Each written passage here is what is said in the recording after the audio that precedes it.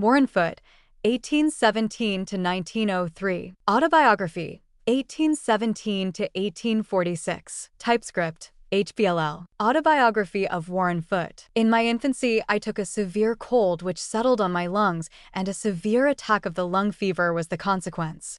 My lungs ever since have been weak. I was of a sober turn of mind and often prayed to God in secret. I learned all the branches of education as taught in the common schools in that day. I read the Bible a great deal and was very fond of reading histories. Sometime about the month of February 1830, my father borrowed a book of Mormon, which went by the name of Golden Bible, which I read through. I, like my father, believed it to be a true record. My mother and two youngest sisters being members of the Presbyterian Church, I was sent to the Sunday school taught by that church. I had to learn 10 verses in the New Testament and repeat them every Sabbath. Our teacher would comment on these verses and try to explain them to us. His comments were never very satisfactory to me. I read in the Gospels about the great miracles that were performed by Jesus and his disciples, and wondered why the same miracles were not wrought in our day. My health being very poor, many thought that I would not live to manhood.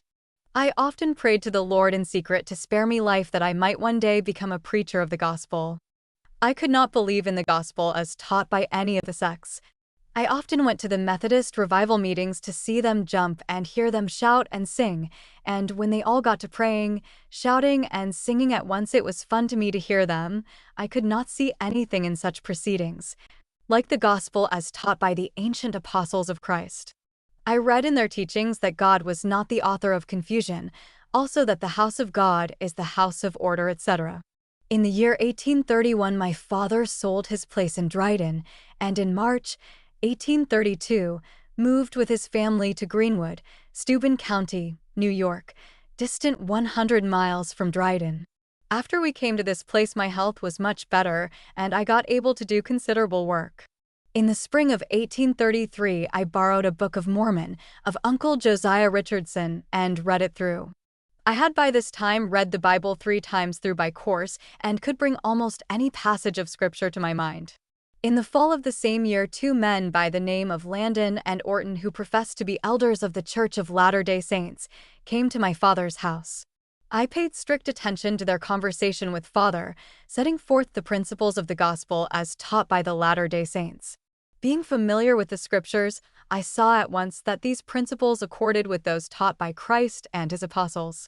On the following Sunday, Landon preached in our schoolhouse. While on the road to this meeting, I had very serious reflections on the principles of the gospel. I believed that I was going to hear the truth from these men. Landon's subject was the gathering of Israel in the last days. He seemed to have the prophecies of Isaiah, Jeremiah, Ezekiel, and other prophets, all on his tongue's end, and proved conclusively that the children of Israel would be gathered back to the land of their forefathers in the last days. He said nothing about the first principles of the gospel. On their departure, they invited Father and some others to visit them at Geneseo, Livingston County, distant from Greenwood 40 miles. In November, Father and 3 of the neighbors went to Geneseo to learn more of the doctrine as taught by the Latter-day Saints. On arriving there, they found that Landon and Orton and several others had been excommunicated from the branch of the church at Geneseo, and Elder John Murdoch was presiding there instead of Landon. Landon and others had been cut off from the church for rejecting the vision concerning the 3 glories, etc., as recorded in the Book of Doctrine and Covenants. DNC 76. After being further instructed in the first principles of the gospel, Father was baptized and, procuring a Book of Mormon, returned home. During the following winter, I made the Bible and Book of Mormon my particular study. I could now begin to understand the words of the prophets with regard to Israel and the setting up of the kingdom of God in the last days, and the preparatory work for the coming of our Savior. I could begin to comprehend these things in a very small degree. In the spring of 1834, Elders John Murdoch and Orson Pratt came to my father's house and taught the principles of the gospel more perfectly. In the evening after their arrival, Elder Murdoch gave a very interesting account of the peculiar manners and customs of the Missourians, which made a great deal of laughter amongst us young folks. And I remember that Elder Pratt in his evening prayer prayed the Lord to forgive us for our much laughter. They preached a few times and baptized one or two, who afterward apostatized, and then went on their journey. About February 1835, elders John Gould and Babcock came to Greenwood and preached a short time. My father, having been one an elder, had been preaching some during the winter, and some were believing. Elder Gould baptized a few, and a branch of the church was organized, and father was appointed presiding elder. They now held regular meetings, which I generally attended. My brothers David and George attended occasionally, but George soon became a convert to Methodism and joined that sect. He became bitterly opposed to the Latter-day Saints, believing all the lies about Joseph Smith which were put in circulation by the ministers of his church. My brother-in-law, who lived within a few rods of father's house, belonged to the Methodist, and the circuit preachers generally put up with him. I have repeatedly heard one of them tell the stories then in circulation about Joe Smith, one especially with regard to his attempt to walk on the water, which story ran about like this. On a certain occasion, J.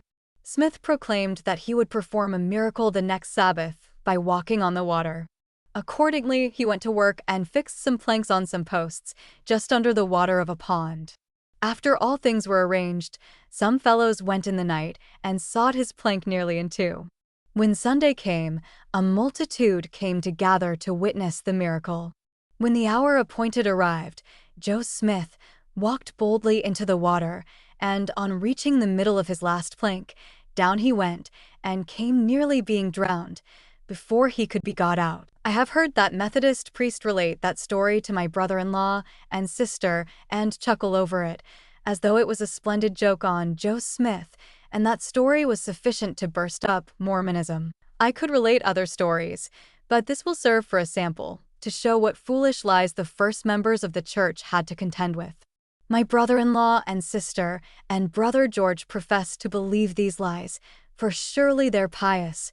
Ministers could not lie. My father David had served his time learning the cabinet trade in Dryden, and when father moved to Greenwood, he came as far as Bath, the county seat of Steuben County, and worked at journeyman work. Here he became acquainted with Mary Bidwell, whom he married. He soon after came to Greenwood and set up his trade. George and I worked in the shop with him. After George joined the Methodist, he would sometimes get to talking to me about the Mormons, as they were called, rehearsing some of the lies he had heard.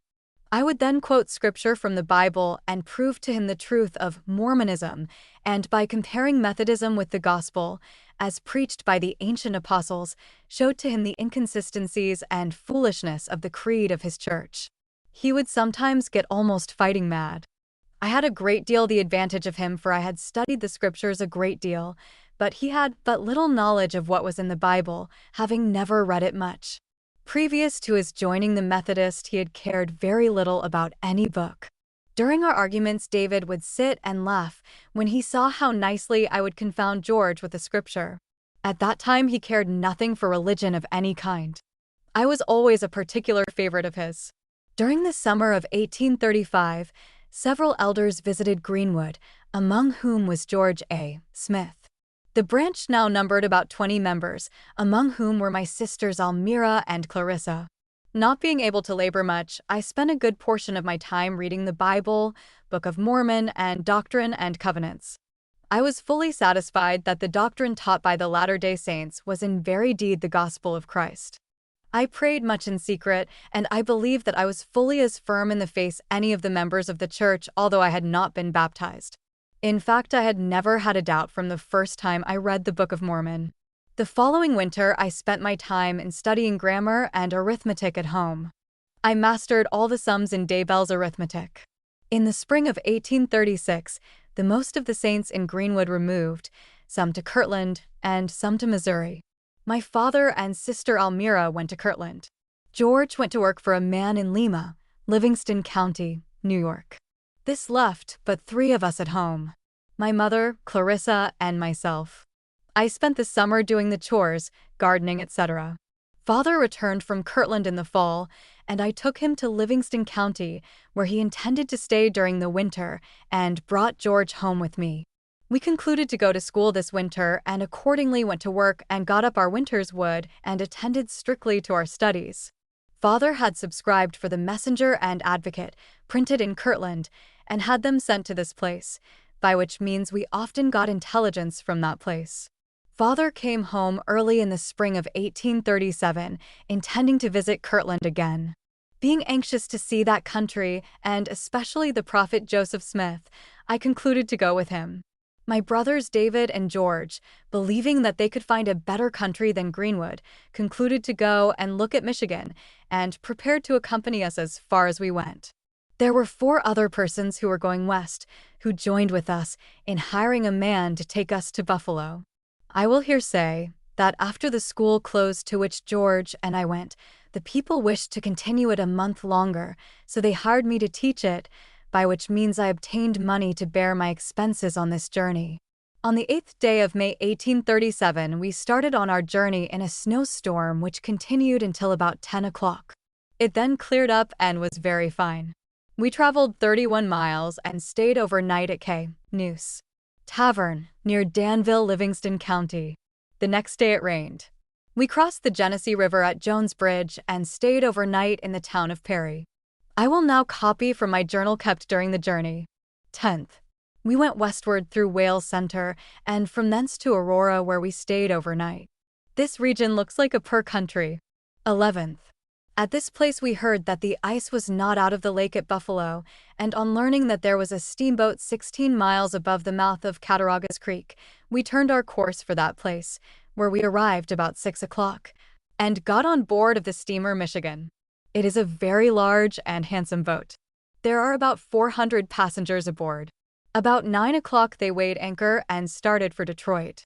When entering the harbor of Dunkirk, they ran on a rock, about 10 o'clock at night, and stuck fast and did not get off until 1 o'clock in the morning. They ran into the harbor and stopped 3 hours. 12th, left Dunkirk at 4 a.m. and arrived at Fairport at 8 p.m. Here our company all landed and put up at the tavern overnight. 13th. The rest of our company, being somewhat anxious to see the prophet Joseph and the temple, concluded to accompany Father and myself to Kirtland. We hired a man to take us to that place, $4.500, distant 12 miles. We arrived there about noon. In the afternoon we went into the Kirtland temple and saw the mummies and the records which were found with them. We went to the prophet's house to see him. This is the first I saw him and shook hands with him. Joseph Smith Sr. explained them to us and said the records were the writings of Abraham and Joseph, Jacob's son. Some of the writing was in black and some in red. He said that the writing in red was pertaining to the priesthood. We were also shown through the temple. I stayed overnight at Lyman Johnson's, where I found my sister Almira. She was working for Mrs. Johnson. I was glad to find her enjoying a good degree of health, as she had not been able to do but little for several years previous to leaving Greenwood. Oh, how pleasant it is to meet with our kindred in distant lands and among strangers. It cheers our hearts and brings vividly to mind the pleasant associations of our childhood while under the parental roof. 14th. I felt quite unwell this morning, which made me think some of home. I took leave of my brothers, who continued their journey to Michigan. In the afternoon, I went to the temple, to meeting, and heard Hiram Smith preach.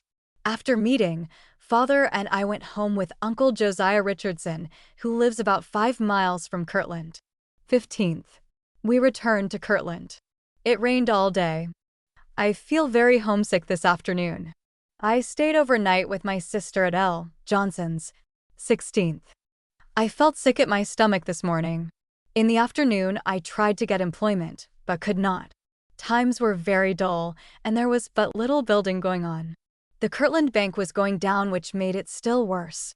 Several were willing to hire if they could pay in those notes. I found that they were worth but little and was getting more worthless every day. Father and I went to Elihu Allen's and stayed overnight. I will say here that after my sister Laura died in Dryden, my brother-in-law Elihu Allen married my cousin Lolly Clausen, daughter of my father's sister, Lolly by her first husband Ebenezer Clausen. They joined the church in Greenwood. 17th. I went down to the village and succeeded in getting work for 1.5 days on the frame of a house of Mr. Burgess. We finished the frame and raised it. 19th. I made a bargain with one beeman to work on a house, weatherboarding it. 20th.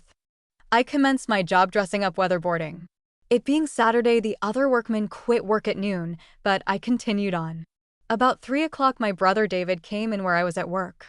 I was very much astonished to see him. He informed me that when he and George arrived at Detroit, he took sick. After he had recovered so as to get around a little and feeling that there would be no prospect of being able to do anything soon, he concluded to return home while he had the means to do so. He wanted me to accompany him, which I was very willing to do, as it agreed very much with my feelings, and I had wished myself home many a time. His health was still very poor, and I could not think of his going alone. 21st. We went to meeting and heard Sidney Rigdon preach. After meeting, we went home with Uncle Josiah Richardson. 22nd. We returned to Kirtland and prepared to return home. 23rd. We took leave of Father and took passage in an extra stage for Fairport, our sister Almira accompanying us to that place. Here we found the steamer Uncle Sam, bound for Buffalo. We bid adieu to our sister and went on board and left Fairport about 2 o'clock p.m. As we steamed out of the harbor, we met a steamer going in, which was also bound for Buffalo. As the ice in Lake Erie was just breaking up at Buffalo, Uncle Sam wanted to be the first boat of the season to reach that place, so the two boats concluded to have a race for it, but our boat kept about the same distance ahead, for we met them going into every harbor along the lake as we were going out. 24th. There was not a ripple on the lake this morning. The sky was clear, and the sun seemed to rise out of the placid waters. On nearing Buffalo, we met a great many vessels, which had been icebound through the winter, starting out on their first trip. We landed at Buffalo 30 minutes past 11 a.m. We had a beautiful passage. We immediately took passage aboard the canal boat, Thomas Jefferson, for Montezuma on the Erie Canal. From this place we went up the Cayuga Canal to Geneva, and from thence by stage to Bath, where we stayed overnight with David's father-in-law. 29th. Bath is 30 miles from Greenwood. We started out on foot this morning. The weather is very warm and our health poor, and not being accustomed to walking, it fatigued us very much. We traveled 20 miles and stayed overnight at Bennett's Tavern on the Canisteo River. 30th. David was quite unwell this morning.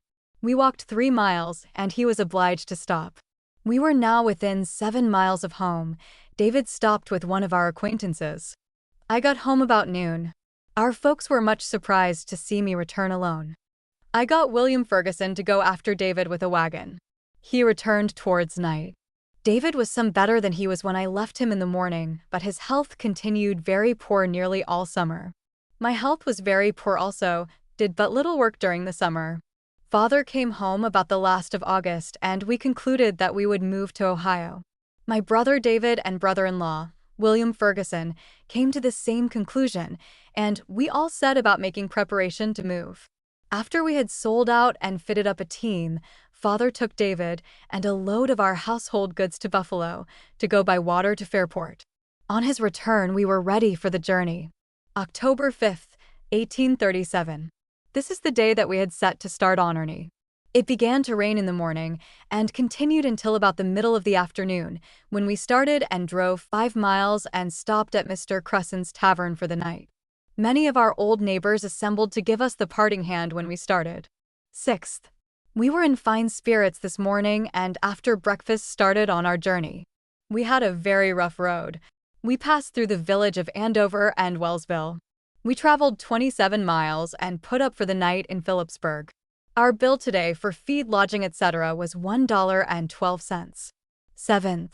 Went down the Genesee River about 14 miles and then turned towards Rushford, where we arrived about sundown. Traveled 20 miles. Bill today $2. 8th. Rushford is a fine town situated in a very good country. In the afternoon, we passed over a rough country and had very bad roads until we came to Fredonia. Here we found a level country and fine roads. We stayed overnight at Crosby's Tavern on Cattaraugus Creek, it being 23 miles from Rushford. We paid out today $1.22. 9th. Today we found the country very hilly until we came to Springville. Here we took the north road to Lodi and found it very muddy. We traveled 21 miles and stopped within 2 miles of Lodi. Bill today $1.81. 10th. passed through Lodi, and after crossing Cattaraugus Creek we traveled over some very high land, from which we could see Lake Erie far away to the northwest. We came to what is called the Lake Road, a few miles east of Fredonia. It is a beautiful road. We stayed overnight in the village of Fredonia, traveled today 25 miles and paid out for feed, lodgings, etc. $3. 11th. Fredonia is quite a large village and is situated on a small stream which empties into Lake Erie to Dunkirk. We passed through a number of small villages today. Apples and peaches are plentiful. We traveled 23 miles and put up in the town of Ripley, the last town in the state of New York, billed $2.64.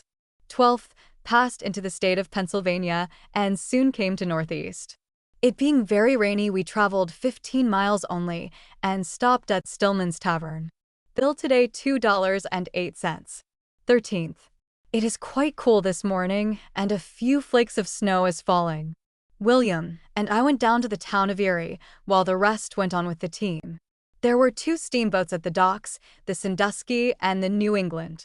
We went on board the Sandusky. It is a very large and handsome boat, heavily laden and bound for Detroit.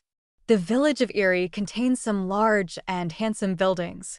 We overtook our team after some 5 or 6 miles travel. Traveled today 21 miles.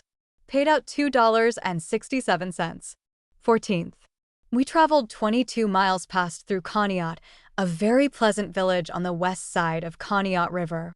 We stayed overnight at the American Hotel. A new tavern WN had been raised that day. Our expenses today were $2.38. 15th, passed through Ashtabula, situated on a river by the same name and county seat of Ashtabula County, Ohio.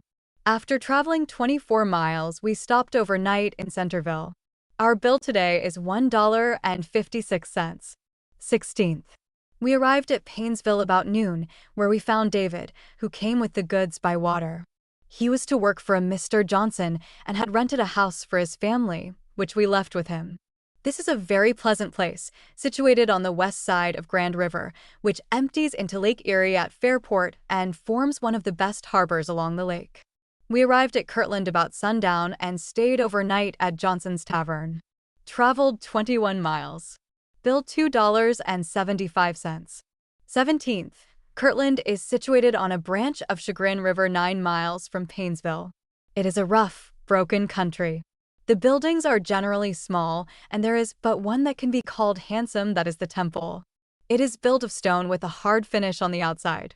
It contains 2 rooms for worship, one above the other, and it is intended to have both finished in the same style. Besides these, there are some rooms in the attic for schools, etc. We went from this place to Chester, which place joins Kirtland on the south, where we intended to stop for the winter, but we got disappointed in getting the house that Father had engaged for us before he went to Greenwood. Rodman Clark, a member of the Church of Latter-day Saints, offered us a room in his house until we could find a place. We accepted of the offer. 18th, went to Kirtland and bought some provision. 19th. I started for Fairport after our goods, which we sent by water. I got there about 3:00 p.m. and loaded up and returned to Painesville and stayed overnight with my brother David, who is doing journeyman work at the cabinet trade and is doing very well. 20th. I arrived at Chester about sundown and spent on the trip $2.46. 23rd. We obtained an empty house in the southeast corner of Chester Township of Mr. Stephen Markham and moved into it. 30th. William Ferguson and myself concluded that we would take a trip south to see the country and to get a job of work if we could. Mr. Markham engaged us to move a woman by the name of Miner as far as the town of Nelson, Portage County. 31st. We started on our trip about 8:00 a.m. and had a very bad road until we got to the center of Newberry. It is a new country through this region, and the roads are not much worked. At noon we stopped at the little village of Burton and fed ourselves and team. This village is built on very high land, from which we could see a long distance in every direction, and reminded me of the saying of the Savior, "A city set on a hill cannot be highest." Place we turned south and crossed the Cuyahoga River, a very curious stream at this place. It spreads over a large surface of ground and looks more like a swamp than a river, but the bottom is hard and gravelly. We passed through the town of Parkman, the southeast corner town of Geauga County, and arrived in Nelson, Portage County, the place of Mrs. Miner's destination, about 8 o'clock at night. November 1st, 1837, we unloaded Mrs. Miner's goods and started on our journey. Nelson is an older town than any we passed through yesterday, there being large orchards and a great many cornfields. We passed Garrettsville in the town of Freedom. At this place we took the road to Cavenna. The land here is more level and wet and has the appearance of a poor country. We drove to Shalersville and stopped to feed. We had considerable difficulty in paying our bill, which was 12.5 cents. I had no money smaller than a $5 bill. The landlady said that she could not change it, so I went to a store and got it changed. I offered a $1 to her, and she said that she could not change that. I told her that was the smallest change I had. Well, said she, I cannot change it, for I have changed so much today that it has taken all the small change I have. She then turned to go into another room, when a Negro man came in to pay his bill, which was the same as ours. He offered her a $5 bill on some Eastern Bank. The old lady would not have that at all. He told her that he would be back in a day or two and would call and pay her then. She did not like to do it, for, said she, a great many had promised the same thing, and that was the last I have seen of them. But at last she concluded to trust him. I then went to the store again to see if I could get small change for the $1 bill, but could not. William told her that if she could not change it, we could not pay her, and we must be going, for we had spent a great deal of time with her already. She told him to bring in the dollar bill. I went in with it, when she gave me the change very readily. The fact was she did not want paper money at all, but wanted silver. We again pursued our journey. The land becomes drier and more gravelly. We pass through Ravenna, the county seat of Portage County. It is quite a village. From this place we turned west toward Franklin. The land is quite rolling here. Franklin is a very handsome place situated on the Cuyahoga River and has some large flouring mills. We arrived at the center of Talmadge in the evening, where we stayed overnight. William was taken sick in the night with the cramp colic, which turned to vomiting and purging. I gave him some brandy and loaf sugar, after which he soon went to sleep and rested the remainder of the night. November 2nd. William is much better this morning. We arose very early and pursued our journey. Went through Middlebury and a very fine region of country. We took a wrong road, which led us south through a new country, the timber consisting of oak shrubs and sassafras. The road running through the woods continually made it lonesome traveling. The inhabitants are chiefly Dutch and have built their houses some distance from the road, as we could see an opening in the woods occasionally. Their houses and barns are chiefly built of logs, and we observed, as a general thing, a large pile of wheat straw about their barns, showing that the raising of wheat was the principal pursuit of the farmer. While traveling through this country, we inquired of a Dutch woman whom we saw clothes outside of the house if we were on the right road to New Portage. She answered, no, appearing to be quite angry. We asked her if there was not a road on ahead that turned off towards New Portage. No, she said, if you want to go to New Portage, you will have to go back about a mile and take another road. I told William that we would not go back, but go ahead, and if we came to a road that turned in the direction of New Portage, we would take it. We drove on and had went not more than 50 rods, when we came to a road that turned in the right direction. We took it and soon came to a guideboard directing us to New Portage. When we arrived there, I was somewhat disappointed. I had expected to find a large town from what I had heard of it, but we only found it a mere stopping place for canal boats on the Ohio and Cleveland Canal. It contained 2 or 3 storehouses and a tavern. We now took the road to Worcester, Wayne County, and found it very muddy and rough. After traveling on this road about 2 miles, we met 2 Dutch women. William asked them how far it was to a tavern. The youngest one replied that it was about 2 miles. The old lady, not being able to understand English, asked the other what we said. On being told by her, she exclaimed in a very simple, honest way, "Ho, ho, it's not much more as a mile." We stopped at the tavern and fed our team, and as we had not been able to get work anyplace yet, we concluded to turn our course homewards. But a man driving up soon after we did, who was going to Knox County, wished us to go on with him. He said that he had traveled a great ways alone. He was from Vermont. We finally concluded to go on that afternoon at any rate and see if we would meet with any better success in getting work. We went as far as Chipeway River and put up for the night. During the evening, we made up our minds to return home. On conversing with the landlord, we found that Mr. Saunders had stayed there the night previous. He left Greenwood a few days before we did. He was moving to Delaware County, about 100 miles distant from this place. The inhabitants through this region are mostly Pennsylvania Dutch and mostly large farmers. Nearly all of them had good barns. Third, we turned homewards this morning and retraced our steps as far as New Portage. Here we took a shorter route from the one we came. The road today was muddy and rough. We passed through Akron about noon and found it to be considerable of a place, situated on the Ohio State Canal and almost surrounded with very curious hills. In going from this place to Cuyahoga Falls, the road runs between two hills and very winding and narrow, making it very difficult for wagons to pass each other. On arriving at Cuyahoga Falls, we stopped and fed our team. It is quite a place and has some large flouring mills. After resting an hour, we continued our journey and passed through Hudson, a fine place in a beautiful and highly cultivated country. We stopped for the night at Streetsboro. Here they were making cider. We got some straws and sucked from the barrel. Fourth, passed through Aurora, then through Bainbridge, and from thence to Rupel, where we fed our team. This is a new country through these towns. Got home at 4 p.m., traveled 140 miles. 13th, Father and I went to Mentor to get a job husking corn. We worked 1.5 days and was obliged to quit on account of a storm. We returned home the 15th. Earned 3 3/4 bushels corn. December 11th, 1837, went to Painesville with Father and Clarissa to see David and returned the 12th. 31st. This closes the year of 1837. I have traveled this year 1,600 miles.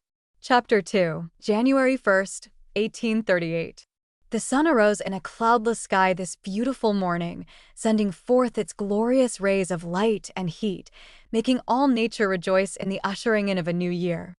I cannot but reflect upon the great changes which are yearly taking place with the inhabitants of this earth. What vast multitudes are daily ending their probation, while others are just beginning. Thousands, who on last New Year's Day rejoiced and made merry in the dance, were looking forward with fond anticipation to behold this day. Where are they? Alas!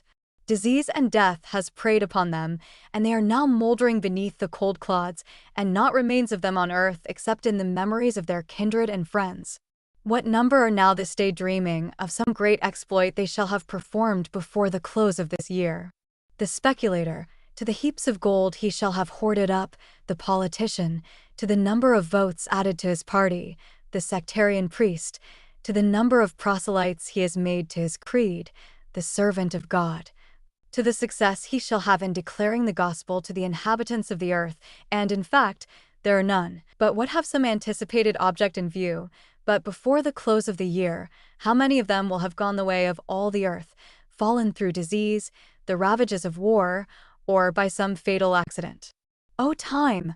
Thou which hast witnessed the rise and fall of mighty nations and empires, and seen the heart-rending scenes of many generations, not only collectively but individually, yea, thou hast witnessed many bitter lamentations and groanings, and some of them thou hast borne on thy wings to the ears of this generation, but the millionth part thou hast not revealed. O time!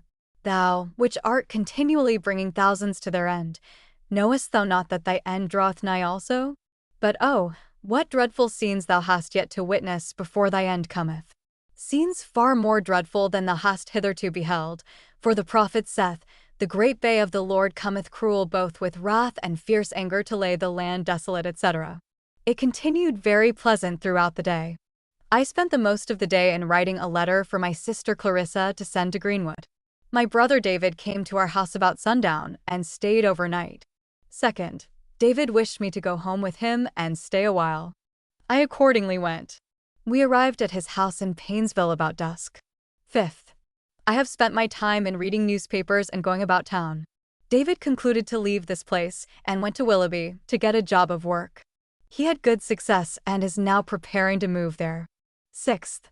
I wrote a letter to my brother George, who is in Ypsilanti, Michigan. 7th. David and I went to Fairport on foot. It was a very windy day, and I was tired enough when we got back. We went to see how the lake looked in a strong wind. 8th. I went with David and his family to Willoughby. It is a small village situated on the west side of Chagrin River, Cuyahoga County, 10 miles southwest of Painesville and 20 miles from Cleveland. 9th. I started for home, where I arrived between 2 and 3 o'clock very much fatigued. The distance is 12 miles. I walked it on foot. 12th. I went down to the chair factory in Kirtland to see if I could get a job painting chairs, but I could not, so I went on to Willoughby and stayed overnight with David. I rode on horseback. I was very sick the most of the night with a severe pain in my side and shoulder. David and his wife succeeded in getting me into a profuse sweat, which relieved me before morning, so that I got some sleep. 13th. The pains have left me, and I concluded to return home, although David wanted me to stay another day, for fear that I was not able to ride home. But I felt inclined to go, as I was sure that father and mother would be worrying about me, not knowing where I was. I got home about 2 p.m. and did not feel any the worse for the ride. 16th. William Ferguson sent me word this morning that the people in the northwest corner of this township wanted a school teacher to teach 1.5 months. I went up to Chester Center and passed an examination as the law requires, and got my certificate, and then went down to the district, which is 5 miles from the center. The trustees called a school meeting at night. I found them somewhat divided. The teacher who was then teaching was a drinking man, and appeared very deficient in education. A few were for letting him teach his time out, but the majority were for dismissing him if they could agree with me in my wages. I agreed to teach for $11 per month and my board, so the old teacher was turned out, much against his will though. 17th. I commenced my school today and got along very well. March 2nd, 1838. From the 17th of January to this date, I was engaged in my school. I had no difficulty with the scholars and I think gave general satisfaction. 7th. I received a letter from my brother-in-law, Hiram McLean, which brought the sad news of the death of my sister Melinda. H. McLean was still living in Dryden, New York. She died of the consumption on the 20th of February, 1837. 26th. I have been busily employed with fat-haking maple sugar. Today I went over to get my money for teaching school. Got $5.21. 27th. I went to Willoughby to see David. There is a medical institute in this place. It is now vacation, and David and I went into it to see the inside. We went into the dissecting room, saw the table on which the bodies were laid for dissecting. There were small fragments of flesh still sticking to it, which had a terrible stench. The seats were raised so that all the students could witness the dissection. The stink was so bad that we soon left the room. There were stories in circulation about the students robbing the graveyard in Willoughby, which no doubt was more or less true. I returned home the 29th. April 1st, 1838. It thundered off at a distance all night, and this morning it commenced thundering overhead and began to snow. It fell about 3 inches deep. 16th. I went to a Mr. Judson's and bought a pair of boots for which I paid $1.75. 19th. It snowed about all day and was very cold and blustering. 20th. It still continues cold. Snow is about 3 inches deep. 24th. We finished making sugar. The weather is getting some warmer. 26th. I want to get the balance of my pay for teaching school. Got 88 CTS. 28th. My brother George arrived from Michigan on a visit. 29th. I went to Chester Center with George to meeting. Mr. Warello, a Methodist minister, preached. Not very interesting to me. May 1st, 1838, George started for his home in Michigan. I went with him to Willoughby and stayed overnight with David. I will here say that David and his wife had both embraced Methodism in Willoughby. Although my brothers had had the gospel plainly taught to them, they rejected it and took up with sectarianism, which was a cause of much sorrow to my father. George had persuaded David to move to Michigan this spring, and another great cause of sorrow was that my mother had concluded to go with him instead of going to Missouri with father. This caused me to feel very sorrowful also. She would not embrace the gospel. Second, I purchased a fur hat price $4 and a palm leaf hat, 37 CTS, and returned home. Seventh, I went after the rest of my money, got $1.50 and went on to David's. Eighth, I traded some and were to snowed some roads muddy. Ninth, snowed again this morning and continues wet and cold. 10th, cleared off very pleasant. In the afternoon I went and got the remainder of my money. I had earned it again in running after it. 20th, I went to Willoughby in company with my nephew, Harrison Ferguson, to bid my mother goodbye. She had gone to David's to go with him to Michigan, as has been stated. It makes me feel very sad, as I never expect to see her again in the flesh. Oh, that my mother and brothers and sisters could see as I see, and understand the scriptures as I do, that we might not be separated, but journey together in this probation, for I most assuredly believe the Book of Mormon to be authentic, and that Joseph Smith is a prophet of God, although I have not yet been baptized. But we must all act upon our own agency. They choose to reject the gospel and go to Michigan, but I choose to go with my father to Missouri, where God has commanded his people to gather together to serve him. I returned home in the afternoon, very thoughtful. 22nd, we began to pack up some of our goods, preparing to start for Missouri. 25th, today we finished our preparations for our journey. I went to Chester Center to bid farewell to my brother-in-law William Ferguson and sister Irene, and their 2 children, Louisa and Harrison. This was another sad parting. A parting to meet no more on earth. 26th, May 1838. All being in readiness, we started for far-off Missouri about noon. Father's family now consists of my sister Almira, myself, and sister Clarissa, and her husband George Gates. They were married, I think, in March or April. There are 3 other families in company with us, namely Stephen Markham, Abel Lamb, and Jefferson Dimmick. We have 1 team apiece, and we are all dependent on S. Markham for expenses and teams. We met with some accidents this afternoon. In going up a little hill, Elder Lamb's horses stopped and let the wagon run backward off a dugway and upset the wagon with his wife and 4 children. She struck on a fence and hurt her back, but not seriously. I was walking a short distance behind the wagon when the accident occurred. We soon got it righted up again and had not gone far before the king bolt of another wagon broke. They fixed it so as to get as far as Russell Center, where they got it mended. We drove a mile south of the village and pitched our tents and put on our wagon covers. Mr. Markham had some trouble with some fellows who said that he owed them, but the truth is, they are persecuting him because he is a Mormon. Many who left Kirtland had to steal away privately because of persecution. Their persecutors would swear out writs of attachments and follow them and attach their teams or goods. They would then have to stop and have a trial or pay an unjust demand, and sometimes both. Samuel Smith, a brother of the prophet Joseph, had to secrete himself at father's house a short time to evade his pursuers. Mr. Markham put $116 into my hands for safekeeping until he could get rid of his persecutors. 27th. I slept last night in a wagon for the first time and found it much more comfortable than I had expected. About midnight we were aroused by the footsteps of horses and people talking. We found that it was a constable with a man who said that Markham owed him. Mr. Markham had went to Kirtland the evening previous to arrange some business. Therefore they levied on some property, but as soon as Markham returned they settled it so that they went away satisfied. It rained the most of the day. We did not travel any today, but waited for more families from Kirtland who were going to join us in our journey. 28th. It rained the most of the night and is quite cold this morning.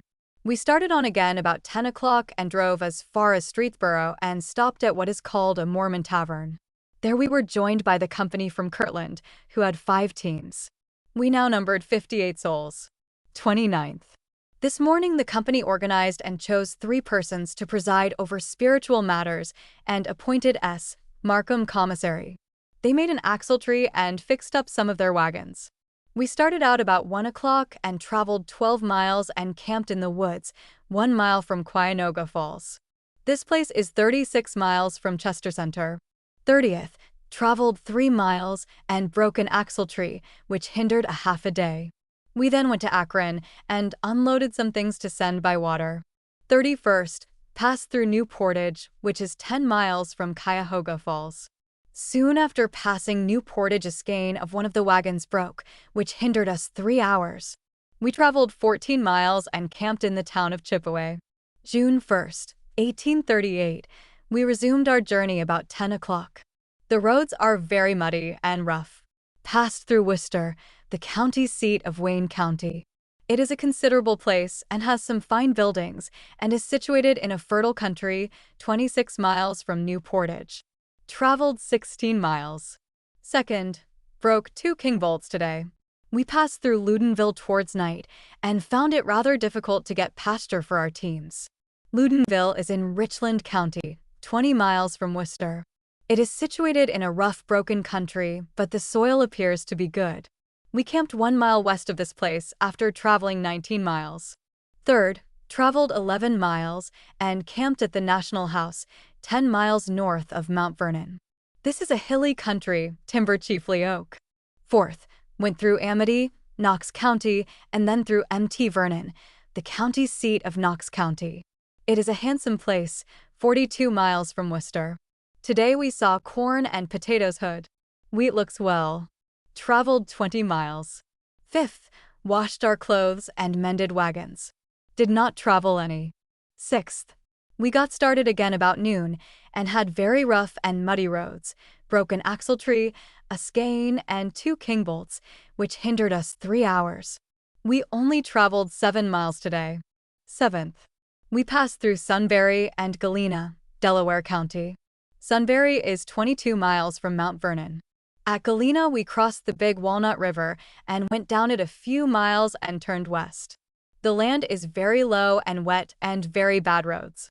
The timber is beech and maple. Traveled 20 miles. 8th, we got started about noon as usual and soon passed through Columbus, the capital of Ohio. It is a larger place than I had supposed it to be and is 44 miles from Mount Vernon. A beautiful country lies to the west of Columbus. Here we came onto the National Road, which is macadamized and very smooth. Traveled 19 miles and camped in a wet place. 9th, we went through Jefferson, a small village 14 miles west of Columbus. We traveled 7 miles today when the spokes of one of Mr. Dirt's wagon wheels gave out, and we had to stop for the day. This is rather a poor country, very level and wet, with extensive barrens. 10th, Sunday. Our horses ran away last night, and it took the most of the forenoon to find them. We have thus far been cooking and eating all together, as one family, which has created much jealousy, strife, and contention. They concluded to reorganize into 3 messes, or families, to make it more convenient for cooking. 11th. Today we passed through Lafayette and a number of small villages in Madison County. There arose a very heavy thunder shower towards night, but by chance we got into an empty house where we stayed overnight. Traveled 22 miles today. 12th, passed Springfield, the county seat of Clark County. It is a fine place situated in a beautiful country, 43 miles west of Columbus. This appears to be a great grain country. Wheat is heading out. We traveled through Fairfield, Greene County, 15 miles from Springfield in a southwest course. Traveled 22 miles today. 13th, we got started about 11 o'clock. In the afternoon, we went through Dayton, the county seat of Montgomery County. It is situated on the east side of the Miami River, 25 miles west of Springfield. 14th, today they washed. In company with some others, I went to fishing in the Miami River, but caught no fish. This is a beautiful stream, flowing through a rich and fertile country. 15th, in the afternoon had very rough and stony roads, which caused the breaking of an axletree. Traveled 11 miles today. 16th, our roads continue very rough. The here is very level, with rather poor soil, beech, and maple timber principally. In the afternoon, we went through Eaton, the county seat of Preble County, 25 miles from Dayton. 17th, Sunday again. Yesterday, we got in company with 4 more teams from Kirtland. We all stopped in one place for the purpose of holding a meeting. They obtained a private house for the purpose, and Elder Sherwood preached. After meeting, they arranged some of the affairs in our camp. Instead of having 3 to preside, they chose Mr. David Dort and 3 to assist him as counselors. As there had been much envying, strife, and contention in camp, they thought it best to have a general settling up and confessions. There were considerable wrangling, but they succeeded in getting things fixed up by 12 o'clock at night. Not being a member of the church, of course I had nothing to say. I had tried to mind my own business thus far and not meddle with theirs. But being a disinterested spectator, I had many curious reflections. I thought some of them acted like children in their pouting spells and could not help to say in my heart, "Oh, the folly and weakness of mankind, how full of selfishness." 18th. We again resumed our journey at the late hour of 11. We crossed the state's line between Ohio and Indiana, after which we went through New Boston, a small village in Wayne County, 11 miles west of Eaton. Traveled 14 miles. 19th, went through Waterloo, which is 16 miles from New Boston. After passing through Gonnersville, the county seat of Fayette County, we camped for the night. This place is 32 miles from Baton. Traveled 16 miles, went very slow, stopping often. 20th. We met with no accident today. Passed through Rushville, the county seat of Rush County. It is 16 miles to Connorsville. This is a very wet country. 21st. Traveled 11 miles and was hindered again about mending wagons. 22nd. They washed, and we did not travel any. In the afternoon, Elder Lamb preached to quite a large and attentive congregation. 23rd. We have very bad roads today. We traveled 13 miles when there came up a very heavy thunder shower. We obtained the privilege of going into a new barn where we stayed overnight. 24th. This morning there was a sharp contention in camp among the head ones, some of whom are badly troubled with the big head. The lie was given several times, and the company was very near being broken up, but they finally succeeded in settling up their difficulties again, and we resumed our journey. It being Sunday, we only traveled 4 miles and camped and held a meeting. 25th. We came onto the National Road 2 miles east of Indianapolis. It is very badly cut up into ruts. Indianapolis is the capital of Indiana and is a town of considerable size. Bess are generally small and built of wood. It is situated on the east side of White River, 39 miles from Rushville. The situation is very beautiful and would admit of a large city. We crossed White River on a beautiful covered bridge. Traveled 17 miles. 26th. They had to make an axletree which hindered us until 11 o'clock. Had very good roads today and traveled 17 miles. The country here is rather more rolling and drier soil and of a better quality. 27th. Traveled 16 miles and camped in Putnam County. 28th. Last night we had a shower, which swelled a small creek so that we had to wait about 3 hours for it to fall so that we could cross it. We then traveled 3 miles and came to Walnut Creek, which we had to ferry over. While waiting to be ferried, there came up a black cloud from which hailstones fell of the size of a goose egg, but not very plentifully, as the most of the shower went north of us. We traveled 9 miles today. 29th. We had some showers today. Traveled 16 miles. 30th. This morning we passed through Terre Haute, situated on the east side of the Wabash River, which is a beautiful stream. The city is built on a beautiful prairie of exceeding rich soil and level surface, which presents a beautiful prospect to the eye of the traveler as he comes from the east. It is 71 miles from Indianapolis and the county seat of Vigo County. We traveled 7 miles today. July 1st, 1838. In the forenoon they made another axletree. Today we crossed the state line into Illinois.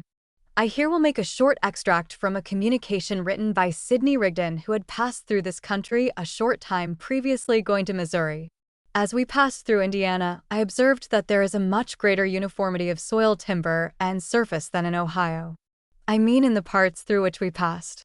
From the time that we cross the state line until, say, within 12 or 15 miles of Terre Haute, there is a uniformity of soil, timber, and surface that amounts to a dull monotony in the eye of the observer.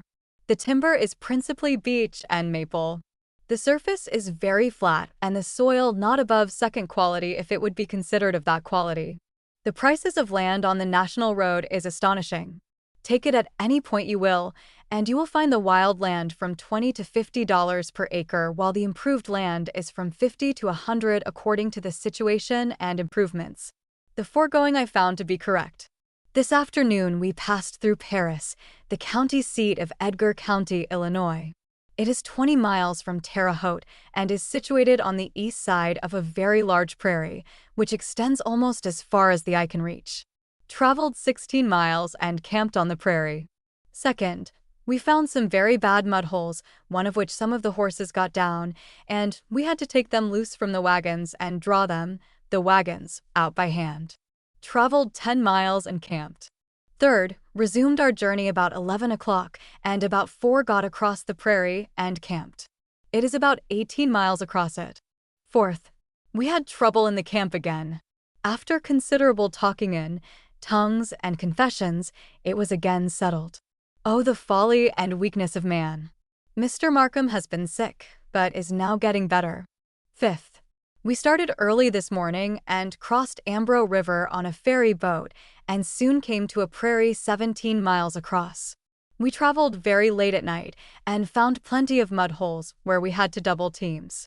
Sixth, we crossed the prairie and ferried over Kaskaskia River and came onto another prairie where we found mud holes worse than ever. Traveled 8 miles and camped on the prairie. Seventh, this prairie is very level and wet and is 14 miles across. We traveled 14 miles and camped in another prairie. Eighth, we had very good roads today. Crossed the prairie, which is 12 miles wide, and camped in Macon County. Here we saw wheat ripe. Ninth, washed their clothes. Traveled 1 mile and camped on a 2-mile prairie. 10th, we traveled occasionally on the prairie and in the timber. Here the prairies are rolling and of a very rich soil. Corn is about 5 feet high, and the crops are beginning to ripen. Traveled 22 miles. 11th, this is a fine try. Saw corn today 7 feet high. Traveled 20 miles. 12th, today we passed through Springfield, the capital of Illinois. It is a small town situated on the west side of a prairie. The buildings are small and appear to be old. The village, however, appears to be improving. They are now building a stone state house. This place is 111 miles from Paris. The surrounding country is quite thickly inhabited. 13th, today we traveled 13 miles and stopped to noon. While nooning they heard of a man who wanted to hire hands to cut his wheat. The company concluded to stop and work a while as they were nearly out of money. The fact is we have been living on mush and milk for a long time past. It has been mush and milk for breakfast, milk and mush for dinner, and for a change mush and milk for supper. When we commenced eating mush and milk for breakfast, I began to think that they would starve me out, as I could not eat enough to last me 1 hour. But before we got to this place, I could fill up, so as to stand it first rate. As long as our provision lasted that we started with, we lived splendidly. They had their tea, sugar, ham and eggs, etc. Tea I did not use, not having drank any for about 3 years. 14th, they took some jobs harvesting wheat yesterday, and today we moved up to them, which is 3 miles from where we camped last night. After some more quarreling in our camp, we went to work. They agreed that all the men should work as much as they were able, and the wages should be divided equally amongst them, but before they finished the first job, some of them got dissatisfied, for they found that some did not do half as much as others, who were strong and able-bodied. So after quarreling again, they concluded to pay everyone according to what they earned. This broke up the company. Some of them united in small companies to work, and others worked by themselves. Father took some jobs mowing grass and George Gates, and I worked some together. On the 25th, 5 teams of our company started for Missouri. August 13th, Father, G. Gates, and myself began to prepare to pursue our journey. Mr. Markham had traded the horses that we had used this far and got a yoke of oxen for us, which proved to be excellent ones. Mr. Markham and some others had some jobs yet to finish and consequently were not ready to go on. 14th. We started out alone about 10 o'clock. We had one cow with us which we brought from Greenwood, New York, and a most excellent one she was. She gave us all the milk we wanted on the road. It seemed rather lonesome traveling, as we had had so much company heretofore. We passed through Jacksonville, which is 6 miles from where we had been to work. It is quite a town situated in a rich and highly cultivated country, 35 miles west of Springfield. It is the county seat of Morgan County. We traveled 12 miles and stopped overnight with Mr. Merrick, who was on his way to Missouri, but had stopped to recruit. This same man was afterward killed at the Hans Mill massacre. 15th. Last night there was a heavy shower, which made the roads very muddy this morning. The land here is rolling and of very rich soil. We traveled 13 miles and stopped with one Howard Smith in the little village of Exeter, who wanted to learn something about Mormonism. Father preached in his house to quite a congregation. Some were mad, and some were pleased, some said one thing and some another. Mr. Smith treated us well. 16th. This forenoon we crossed the Illinois River at Phillips Ferry. It is a fine stream, 3/4 of a mile wide. We passed through Griggsville, a small village 4 miles west of the ferry, and from thence through Pittsfield, the county seat of Pike County, which is 34 miles from Jacksonville and 12 from Phillips Ferry. We traveled 19 miles and camped on a large rolling prairie. 17th. We passed through Atlas, a small place on the east side of the Mississippi bottom. The road on the bottom was very dim, being overgrown with tall grass. We found several tracks running in various directions. We took the wrong one and went about a mile out of our way. We turned back and finally found one which took us to the ferry on the Mississippi. The steam ferry boat had just arrived. We soon got on board and started out at 2:30 p.m. The river was so high that they had to go around the lower end of what is called SNY Island. We landed at the small village of Louisiana, Missouri, 2:45 p.m. after a ride of 20 miles on the Mississippi. This is the mighty river I had read so much about and always desired to see. It is truly the father of waters. How majestically it flows onward to the mighty deep, and what an immense traffic is carried on upon its broad bosom. On the Illinois side there is a wide bottom covered with a very coarse rank grass. On the Missouri side there are very high cliffs which in some places being perpendicular presents a sublime view from the steamboats passing. Louisiana is 30 miles from Phillips Ferry on the Illinois River. We traveled in all 35 miles today. 18th. We traveled through a very rough and broken country until we came to a prairie 16 miles from Louisiana, where the land is more rolling. We made 16 miles today. 19th. The weather is very warm. We traveled 5 miles and came to a 12-mile prairie. The flies being very troublesome, we stopped until 5:00 p.m. and then proceeded onward across the prairie where we arrived about midnight. Traveled 15 miles. 20th. It continues very warm. We crossed a number of small rolling prairies today destitute of water, but of good soil. 21st. Passed through Paris, the county seat of Monroe County. It is a small village, 60 miles west of Louisiana. From this place the country becomes more level. Last night we heard something about some trouble between the Mormons and Missourians, and today we heard that the fuss commenced at an election. They had some difficulty about something and finally resulted in quite a battle in which some were wounded, but none killed. Traveled 16 miles today. 22nd. The weather continues very warm and dry. Water is very scarce there is, but little that can be got, fit to drink. There does not seem to be any springs in this region, and their wells are mostly cisterns made to catch and hold rainwater. Today the report is that the troops have been called out against the Mormons, and having a permit from the governor they were going to take Joe Smith and Sidney Rigdon, but they had run away. Traveled 16 miles. 23rd. We passed through Huntsville, the county seat of Randolph County. It is a small village, 30 miles west of Paris. The land is very hilly and dry, west of this place and mostly covered with timber. We traveled 18 miles and camped on a 7-mile prairie near one Kellogg, a Mormon. Today we heard that they were preparing the big guns up west. We passed a camp of Indians about sundown. They are the Potawatomis, about 150 in number, and are moving from the northern part of Illinois to Council Bluffs at the expense of government. These are the first wild Indians I have ever seen. They looked terribly degraded to me. 24th. We crossed the Chariton River, which we had to ferry, then pass through Keatsville, the county seat of Chariton County. It is 23 miles from Huntsville. We continue to hear bad reports. 25th.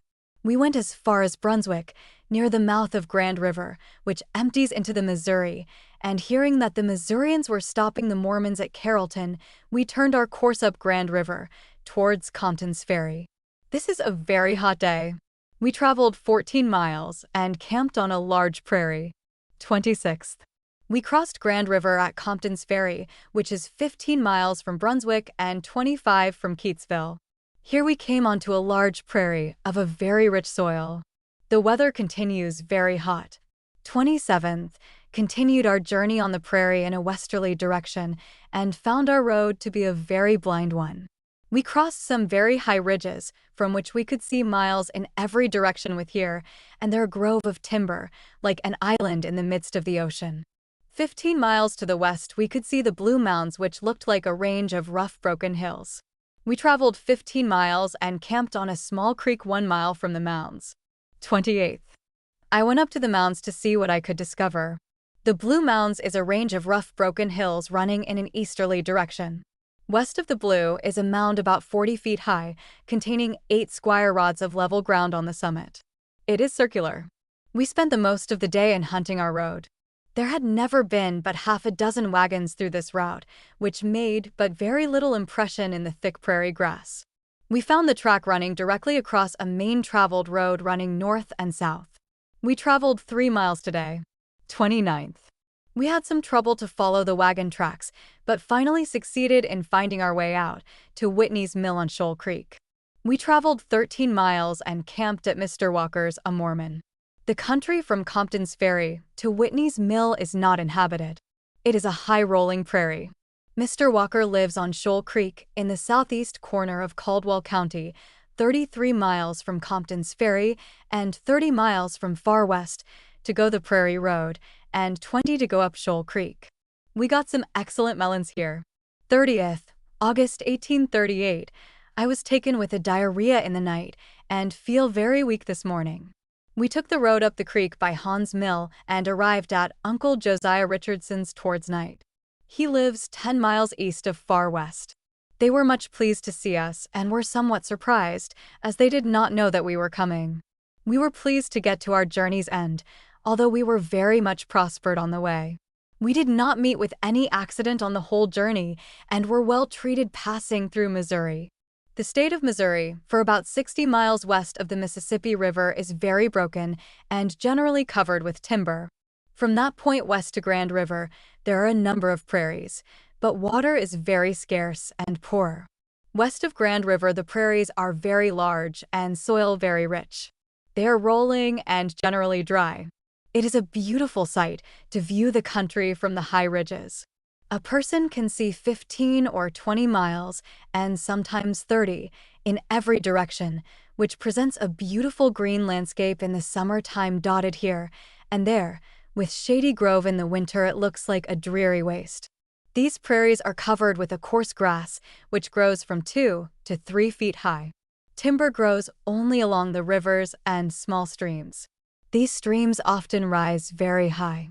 They rise very suddenly and fall as quick. The banks of Shoal Creek is from 15 to 20 feet high, with the same kind of soil from top to bottom. The inhabitants of Missouri came from the southern states. The most of them are very ignorant, being unable to read and write. Although the soil is so exceedingly rich, they raise but little grain. A patch of corn and a drove of hogs running wild in the woods is the height of their ambition. The corn makes their corn dodger and the hogs their bacon. Corn dodger, Bacon and buttermilk or clabber constitutes the chief food of the lower classes, and in fact the upper classes do not live much better. Sometimes they have a little wheat flour, but they do not know how to make bread of it, being unacquainted with yeast or saleratus. They appear to be the offscourings of the southern states. Their clothes are ragged, dirty, and filthy, and one would hardly know them from the savages of the forest by their appearance. There are some of a better class who dress well and appear neat and clean. They are all very kind and hospitable to strangers, and will set before them the best they have. They salt their pork in a corner of their house until it gets salt enough to make bacon. They then hang it in a smokehouse and smoke it a very little, but during the summer it often gets full of life, but they do not mind that. Wild bees being very plentiful, they generally have more or less honey. They have a dislike to Eastern and Northern people. They call them all Yankees. The distance from Kirtland to Far West is 835 miles by my reckoning. 31st. Today, George Gates, and I want to look at some land with a view to taking up some for farms. We found some very good. September 1st, 1838, I went up to Elihu Allen's, who lives 5 miles southeast of Far West. They scarcely knew me. Moses Clausen lives here also. 3rd, yesterday I went to meeting and heard Almond W. Babbitt preach. Today, I went back to Uncle Josiah Richardson's. 5th, we found an empty house near Elihu Allen's place on Log Creek and moved into it today. September 6th, 1838, I went up to Far West. The militia of this county, who were all Mormons, had been ordered to meet at this place to take measures to defend themselves against the mob, who were still actively engaged in spreading false reports to incite the Missourians to arise and drive the Mormons from the state. The report was that they had set this day to begin their driving. Their place of operations at this time is in Daviess County, joining Caldwell on the north, and which is very thinly settled. They were not yet bold enough to attack Caldwell County. A few of the mob gathered at Millport on Grand River, but did not do any damage. The militia at Far West were ordered not to leave that plunder penalty of the law, but to hold themselves as Minutemen and be ready at a moment's warning, armed and equipped to repel the mob. Far West is situated on a high rolling prairie between Shoal Creek on the north and Goose Creek on the south, which empties into Shoal Creek a short distance east of Far West. The houses are very scattering and small, being chiefly built of hewed logs. The basement for the temple is dug, and the cornerstones were laid the 4th of July last. The town contains 1 printing press, 1 tavern, and a few small stores and groceries. It will be a beautiful city if it is ever built up as it is intended to be. The soil is excellent. 7th. The militia were granted the privilege of returning home today. 9th. They were ordered to assemble at Far West again today, and some were sent to Adamondiaman, Daviess County, which is 25 miles north of Far West, to assist the Latter-day Saints in that place against the mob, who are still collecting on Grand River. This river runs through the above-named place. The mob had commenced plundering. 12th. I went up to Far West today. The most of the militia were disbanded. The Mormons were expecting the arrival of Major General Atchison with a body of armed men from Ray and Clay counties, who were said to be on their way to Daviess County to disperse the mob. General Atchison and another officer arrived towards night. They had left their armed men, about 300, 8 miles south of Far West. They had heard that the Mormons had 20 or 30 cannon and were fortified at Far West, and they durst not come in. The general told them that he was not afraid of all the cannon they had, and he would go in alone and see. He had a friendly chat with Joseph Smith and the leading men and appeared to be very friendly to the Mormons. 14th. The general passed through Far West today with his 300 men on his way to Daviess County to see if he could settle the difficulty. 15th. I went to Mr. Guyman's horse mill and ground some wheat, and I had to bolt it by hand. They are poor substitutes for mills. 18th. I commenced work for John P. Barnard today at 2 bushels corn per day and board. Barnard was one of our old neighbors in Greenwood. 21st. Rainy. I went to Uncle Richardson's and stayed overnight. 23rd. There is a heavy frost this morning, ice a 1/4 inch thick. I went home last night and returned this morning and went to uncle's again. 24th. I went home again and we all moved down to Mr. J.P. Barnard's. He lives 8 miles east of Far West on Shoal Creek. October 7th, 1838. Father and I are both working for J.P. Barnutting corn and digging a well. We have bargained for 80 acres of his land. We heard today that the mob commenced firing on the Mormons at DeWitt in Carroll County. The Mormons had commenced a settlement at that place, near the Missouri River, and several had stopped there who were immigrating to Far West. The mob would not let them proceed further.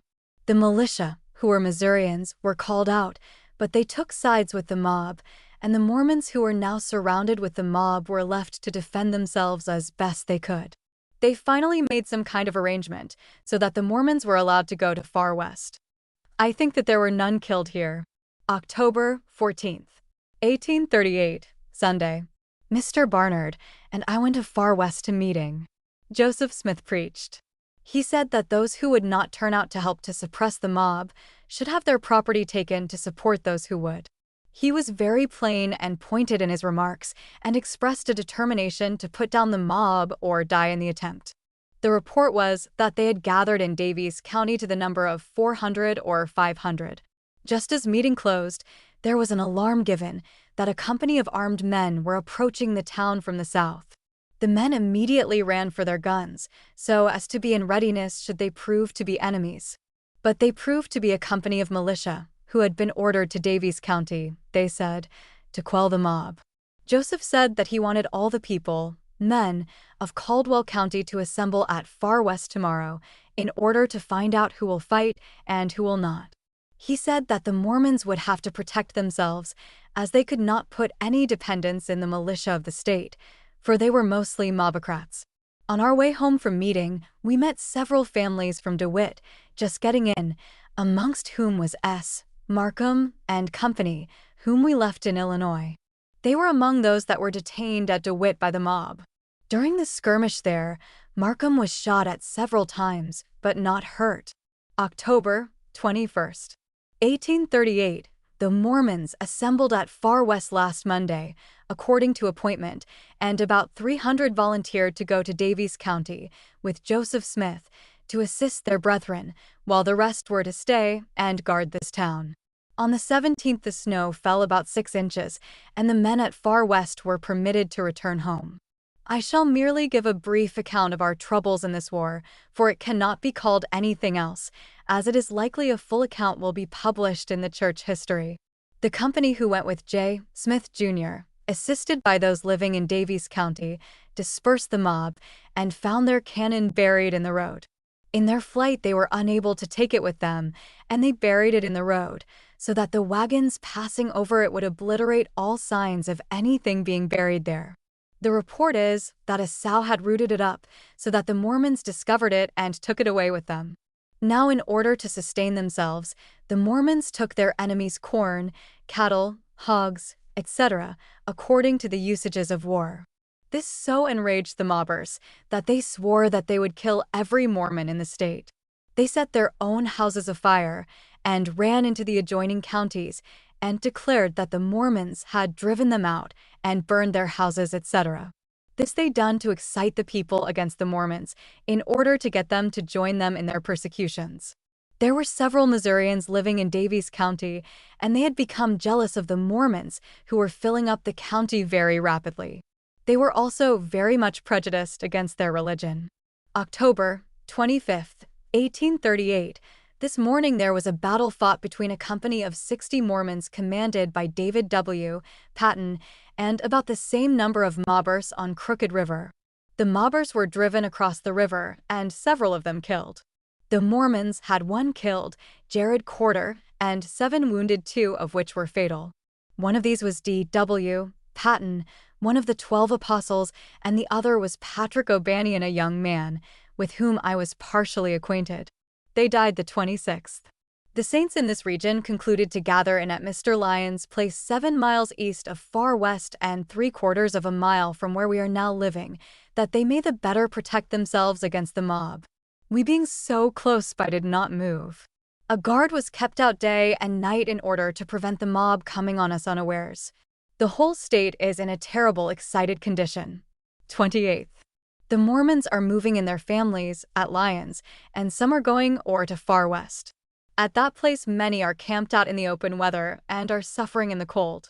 It really looks like war times, and it appears that the Missourians are determined to drive the Mormons from the state, from the little information they could get, with regard to the movements of the mobbers. 30th. Tonight, while guarding the main road coming in from the south and leading to Far West, a company of Missourians came along and hearing a rumor just before that a large body of them were near Far West. They concluded it best not to molest them, but let them pass on, which they did without stopping.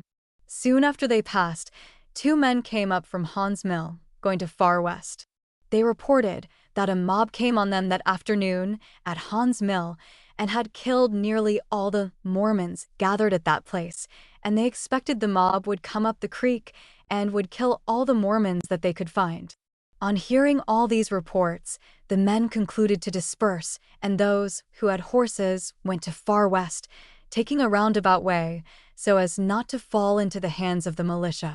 They had also ascertained, very late in the evening, that 4,000, some say 6,000 militia had encamped that night, 1/2 mile south of Far West, with orders from the governor of the state to exterminate the Mormons. Those who could not go to Far West secreted themselves in the woods. My father and I, with Mr. Ives, took our blankets and went into the woods near the road, so that if the mobbers came along, we would hear them. It was a cold, frosty night. 31st. The mobbers did not pass. We got our breakfast this morning and again secreted ourselves in the woods near the road, so as to see if any body passed.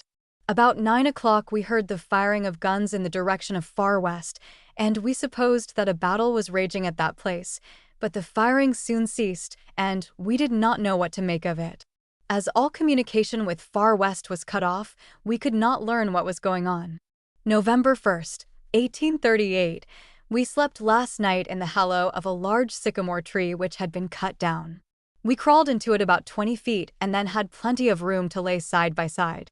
We watched the road again today, and towards night Mr. Guyman came riding leisurely along. He told us that they had made a treaty at Far West, and the Mormon had surrendered and agreed to leave the state in the spring. With regard to this treaty and the betrayal of Joseph and Hiram Smith and some others into the hands of the mob militia by the traitor, Colonel George M. Hinkle, who had commanded the militia of Caldwell County. See the history of Joseph Smith. Second, as had been stated, the massacre at Haun's Mill occurred the afternoon of the 30th of October, 1838. The Latter-day Saints in that part of the county had gathered at the mill in order to protect themselves from the mob, and several had stopped there, who were journeying to Far West, supposing that it was a place of safety. They numbered about 40 men altogether. A party of 300 ruffians from Livingston County came suddenly upon them. The Mormons ran into a log blacksmith shop, which belonged to James Houston, my wife's brother-in-law, for their arms, and the mobbers formed instantly so as to command the entrance, and fired upon them. There being no chinking between the logs, they also fired through these open spaces. Some of the Mormons broke out and succeeded in getting away safe, and about 6 were wounded in their flight. The mobbers then ran into the shop and shot all in there that were wounded. One little boy, whose name was Smith, had crawled under the bellows to hide, but the fiends discovered him and instantly shot his brains out. The number killed was 18. After the mob had gone, some of the Mormons came from their hiding places the next day and in a hurried manner gathered up the dead and cast them into a well, which was being dug, but had not yet found water. I will here say that the well spoken of belonged to Jacob Myers, my wife's brother, who was severely wounded and a year or so afterward had to have his leg amputated. George Myers, another brother, was shot through the body as he was trying to escape. The mobbers did not pursue him, and he succeeded in getting away and recovered from his wounds, but was never as stout afterwards. Jacob Myers Sr., my wife's father, assisted in putting the dead in the well, and she also was an eyewitness of the sad scene, being in her 10th year. After the treaty which has been spoken of was made, things began to assume a more settled appearance, although Bogart, who by the by was a Methodist preacher who had headed the mob at the Battle of Crooked Creek River, continued to scour the country with a posse of men in search of arms and certain men whom they wanted to imprison. One of the stipulations of their treaty was that the Mormons should deliver up their arms. The most of these arms, however, were returned to the Mormons during the winter. This war was waged against the Latter-day Saints because they believed in prophets and professed to have revelation from God. This was the statement of General Clark in his address to the Saints at Far West after the surrender. Not because they had broken any law of the state of Missouri, but it was because they believed in the gospel as taught by Christ and his apostles. This was the only accusation made against them by their enemies, which shows conclusively that they persecuted them because of their religion. The sectarian priests, the debauchee, and the drunkard all combined together to persecute and destroy the innocent, and the amount of misery and suffering they caused them at this inclement season of the year will never be known until the books are opened, when all will be judged from those things written therein. The saints will be crowned with glory, while their persecutors will sigh misery and woe. There not being any work going on this winter, my nephew Franklin Allen and myself concluded to build us a hut and live by ourselves. My niece, Caroline Allen, did our cooking. We had a great many spelling matches and parties in the neighborhood during the winter, and all enjoyed themselves as well as they could under the circumstances. The mobbers did not allow the saints to hold meetings, but the young would have their amusements. Chapter 3. There had been a committee appointed by the church to gather means from those who had to spare, to assist those who were not able to move themselves out of the state. Stephen Markham was one of that committee. Having lost all of our goods that we sent by water, we had nothing to help ourselves with. Mr. Markham succeeded in getting a team for us, and on the first day of April 1839, my father, George Gates, and wife, and my sister Almira, and myself started for Illinois in company with Mr. Markham's family, and one or two other families. We arrived in Quincy on the 14th. From this place we went out east about 15 miles, near Columbus, and hearing that Uncle Josiah Richardson was stopping 5 miles southwest of this place, Father went to see him. Uncle thought that we could rent some land there, and wanted us to move in the house with him. We accordingly did so. The place where Uncle Josiah lives belongs to Isaac Ferguson, he having rented some land of him for the season. Father also rented 3 acres of him. Ferguson was a widower, his wife having died the fall previously, leaving him 3 children. He was boarding with Uncle. George Gates built him a house in the timber on some vacant land and lives by himself. Since commencing this chapter, I have found a letter I received the last of February from our folks in Michigan, which I will here copy, it being an answer to a letter that I wrote to them after the war was over. This is the 3rd letter I had received from them since we parted in Ohio. The following is from my brother, George. Ypsilanti, February 4th, 1839. Dear Father, brothers, and sisters, we received your letter the first day of this month, and with as great joy as can be imagined, for we knew not but what you were all killed, from the accounts in the papers. My health is very good. When I wrote last to you, I thought I should take a school, but I have not. I had applications, but I thought I had better go to school this winter. I went to Grass Lake last November to school, was gone most 11 weeks. It is 35 miles west of here. I am now going to school here and board with David. I am sorry to learn that you are doing nothing this winter, for I thought that you would try and enter into a course of study, knowing that you have a searching mind and generally studious.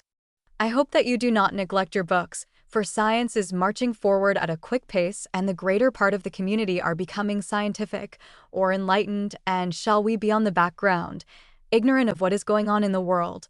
No, my brother, I hope our better judgment will teach us to persevere in knowledge and to put it to such use that there may be some better for our living in it. We have everything to encourage us, the fields that are opening for missionary teachers, and this must be a delightful place for a Christian to occupy. But, I suppose according to your theory, they are better off in their heathen state than to join the sections. But we have something more to stimulate us to search for knowledge. According to Scripture, our enjoyments in another world will be in proportion to the knowledge we gain and perseverance we make in the Christian path while in this probationary state. Here let me remark that I have no evidence that you have ever met with a change of heart, a yielding to Christ, and a forsaking of your sins, no more than you always have been well disposed toward the Christian religion. I suppose that you are well enough acquainted with the Bible to know that there must be a heart work, a breaking up of the old man, and putting on the new man Christ Jesus, and walk in newness of life. Now if you have not met with this change, I ask you to set about it now. Go to Christ. He alone can do the work.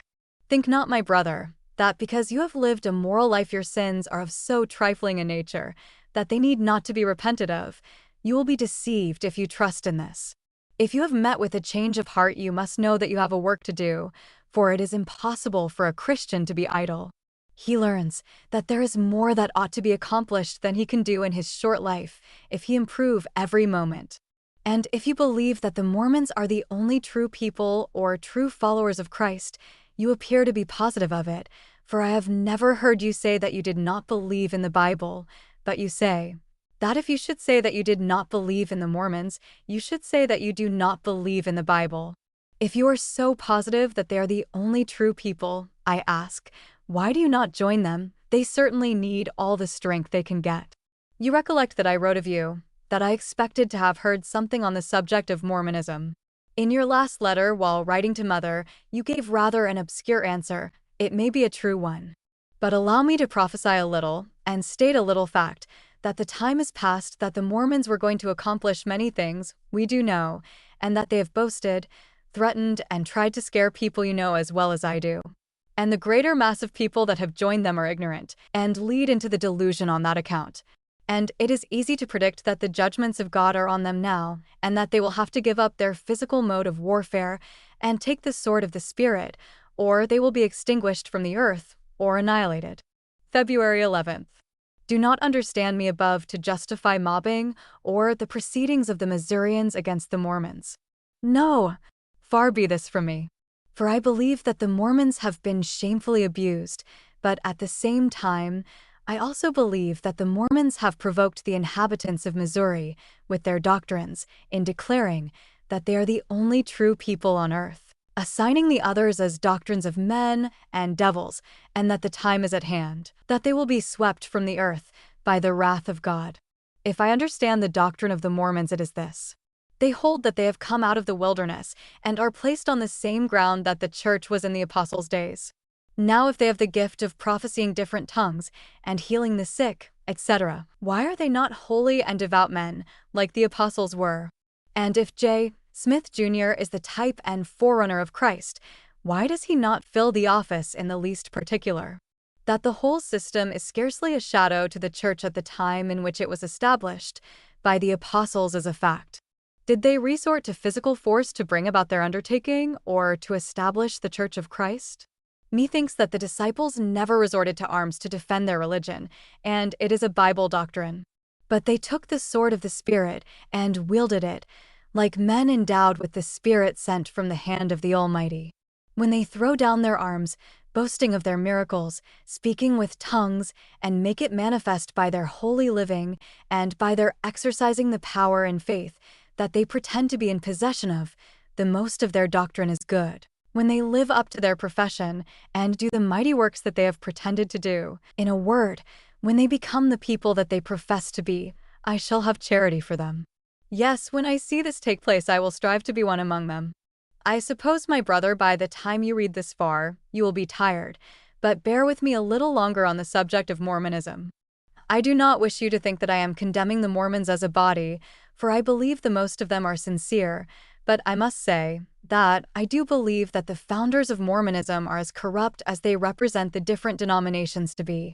Yea more, I believe that Satan is the father of it, that he has come in the garb of prophets, almost assuming the authority of Christ, trying to deceive the children of men. But we read that such will come, and if possible deceive the very elect. I think a few years more will decide this matter. I hold myself open for information, and when I can be convinced that they are the only true Church of Christ, that moment I will become a true advocate of that doctrine. I shall be pleased to hear from you on the subject. From your brother, George Foote. The following is from my mother, who is living with David. Ypsilanti, February 11th, 1839. Dear husband and children, It gave me much joy to hear from you, to learn that your lives are all spared, and that you enjoy a good degree of health. That is more than I expected to hear, from the accounts in the papers, which you must know has caused me many a sorrowful hour by day and by night. But I strove to give up, and be reconciled to him, who rules all things. When the last was wrote you, I had a bad cold. It came on me when Charles was sick. It kept increasing with a violent cough, until I did not know but what it would be the means of ending my days. I got some medicine that helped my cough immediately, but I have been in a feeble state of health all winter, but not so bad, but what I have done considerable sewing, and helped Harry some about house. It is better now than it has been before, since I was first taken. I have thought many a time that I should be glad if I was with you, but since the war broke out I have thought that I would be better off here. You have often told about that being a place of safety, and I thought at the time, little did you know about AAC of safety in this world. Warren says that he is not a Mormon, but he is just as he always was. I can say pretty much the same. I do not know that my mind is changed much as to Mormonism. I talk of going to William Ferguson's in the spring. Warren, as to your coming after me, I think you had better not, if I can get any way to go without. You will want all you can earn. My dear son, I want to see you very much, and all the rest, but if we are not permitted to see each other again in this world, I would exhort you to put your trust in God, that you may not be deceived by the works of men. As for the Mormons, you must see that they have failed in many things, and I think that you are all disappointed by going there. I hope that you all will try to do the best you can. I know you must have trouble and trials. Give my respects to Sister and Brother Richardson, Franklin and Caroline Allen, and all other friends there. From your mother, Irene Foote. The following is from my brother, David. Dear brother, as George has commenced a letter to you, I will write a few lines in it, and let you know how things go with me. And in the first place, my health is very good for me. I have not been so fleshy before in 2 or 3 years as I am now. I have been carrying on the cabinet, turning, and house building this winter, in company with 2 other men, but did not find it very profitable, and therefore I quit it, and have gone to work at work again. I like this place very much, and think if I had a place here I should be contented to stay, but as I have none, and see no prospect of getting any, I should like to go to some place where I could. I have been here about 9 months, and am about $100 better off than I was when I came here, but not in money. I do not know whether I shall stay here through the summer or not. I should like to see Missouri, but cannot say that I ever shall with any degree of certainty. I think that a laboring man can get a living here easier than he can in York State, although provision is very dear. Flour is worth $7 per hundred and butter is 25 cds per lb. And such a house as we left in Greenwood would rent for $2 or $2.50 per week. As George has wrote a considerable about the Mormons, I shall not say much on that subject. But I do think whether they enjoy the spirit of religion or not, they've been shamefully abused, and I think it is a shame and disgrace to any state that pretends to be governed by Republican laws to allow such mobbing. And if a gang of ruffians are permitted to go and destroy the lives and property of one sect of people, who knows how soon they may do it to another, and if that be the case, who would be safe? I hope that there will be some measures taken to bring the mobbers to justice. And if the Mormons are an innocent people and live in the enjoyment of religion, the Lord will prosper them. Now, if you have not given your heart to God, oh, do it without delay, if you would secure to yourself happiness in this life and the life to come. I would like to see you all very much. I could think of much more to talk about than I can to write. I will write a lines to Father.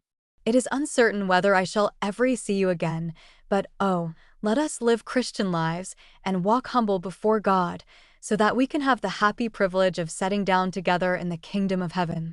You are an old man and have met with a great many trials and afflictions through life, but the Lord is able to deliver you out of them all, and I would ask an interest in your prayers, that I may not let into temptations, but that I may live in the fear of God, that I may leave this world in peace and meet all my friends and relatives beyond this vale of tears, where trials and afflictions shall never come. I should like to write more, but have not time nor room. Give my love to Almira and Clarissa, likewise to all our friends there. This is from your affectionate son. To Father, David Foote, Jr. The following is from David's wife to my sisters Almira and Clarissa. Dear sisters, I will now attempt to write a few lines to you, although I hardly know what to write that will be interesting to you. If I could see you, I presume I should find enough to talk about, but I will inform you that I have enjoyed very good health this winter. Helen has been quite unwell. She has had a hard cough most of the time since September. She was taken with a very violent fever in December and was for 8 or 9 days that she did not eat anything at all. The only nourishment that she took was a little crust coffee, but she is now so that she goes to school, and she learns very fast. She talks a great deal about you and wants to see you all. She has not forgotten her grandpa. I should like very much to see you all, but don't know as I ever shall. You all know that I do not like the plan of moving about much. I like this place as well as any that I have ever lived in, except my old home, and if we had a home here, I should be contented to stay here.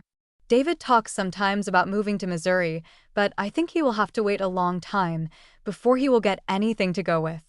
It would cost a great deal to move there. I do not think it would be safe to go there at present on account of there being so much disturbance. We have had a great many anxious thoughts about you this winter, and Mother in particular has been very much troubled. When George brought in the letter, he gave it to me to read. I trembled when I opened it, for fear it had brought the intelligence that some of you had fallen into the merciless hands of the mobbers, but we had great reason for thankfulness to God, for news so favorable. Warren did not write anything about our old acquaintances. I should like to hear from Mrs. Barnard and Mrs. Brown, and Uncle Josiah's family, and all the rest of the folks that I am acquainted with there. I hope you will be a little more particular about writing the news in your next letter. We have not heard anything from William Ferguson's folks since we wrote to you before I received a letter from my brother, George Harvey, a short time since. Our folks were all well but Eli. His health is not as good as it was when he was here in the fall. I think he had better return to Michigan again, for he enjoyed better health than here than he had for a number of years. I have heard nothing from Greenwood since last summer. I have commenced a letter to send to Mrs. Davis. There has been quite a revival here this winter in the Presbyterian Church and a number of conversions in the Methodist Church. The Baptists are now holding a protracted meeting. I don't know as I have anything more to write at present. As it is getting late, I will draw to a close. I hope you will answer this as soon as you get it. Give my respects to all inquiring friends, Father in particular. From your affectionate sister, Mary Foote. The following is from George Foote, who now finishes the letter. February 12th. I do not know but what you will blame me for not finishing this letter before, but it is something of a chore to get the rest to write, but it shall be finished soon, if I have to fill it myself. I am glad to learn that you have found a good country, but very sorry that you cannot enjoy it in peace, for the country can do you but little good, unless you can possess it in peace, but I hope that the disturbance is over with. The last advocate that I received stated that the mobbers will have justice done them. I hope this will be the case. I have not made up my mind what I shall do next summer, whether I shall go east or whether I shall stay here. It may be if peace is restored in your country, that I may take a notion to go there through the course of next summer. I think that I shall have my mind made up by the time you send me another letter. You wrote that that is the place for me if I want to teach school, but according to your account, I think that it is better business here. They pay here from $15 to $26 per month and board, but it is not my intention to follow it for a living. I should like to have you, in your next, inform me what kind of inhabitants that country is settled with, and the state of society there, the situation of the country, and its climate in particular, about its healthfulness. And as the most of you there are from the East, you can learn the best and cheapest way to go. I want you to take a little pains to inform me and what it will cost. There has been about the same disturbance in Canada this winter that there was last. Some of the blacklegs and thieves that this country is infested with got strung up and shot. Happy would it have been for the country if they had all been served the same way, for almost every night there is more or less stealing going on. Some of them are taken and put in jail, and by the time they get it full, they break out and so they go unpunished. Therefore there is nothing to restrain them. Our laws are set at defiance here as well as there. Banking, business has become an outlaw. Under this system, there is the most fraud committed in open violation of the laws that has ever been known in the annals of history. Ypsilanti Bank has broke, with hundreds and thousands of dollars of its paper palmed on the public, while the stockholders make themselves and friends rich by it. I will give you a short sketch published in The Advocate that I received yesterday.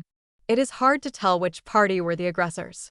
It is the prevailing sentiment, so far as I can learn, that the Mormons committed the first depredations in the character of a mob, and such was the excitement that the militia were twice called out to suppress the gathering.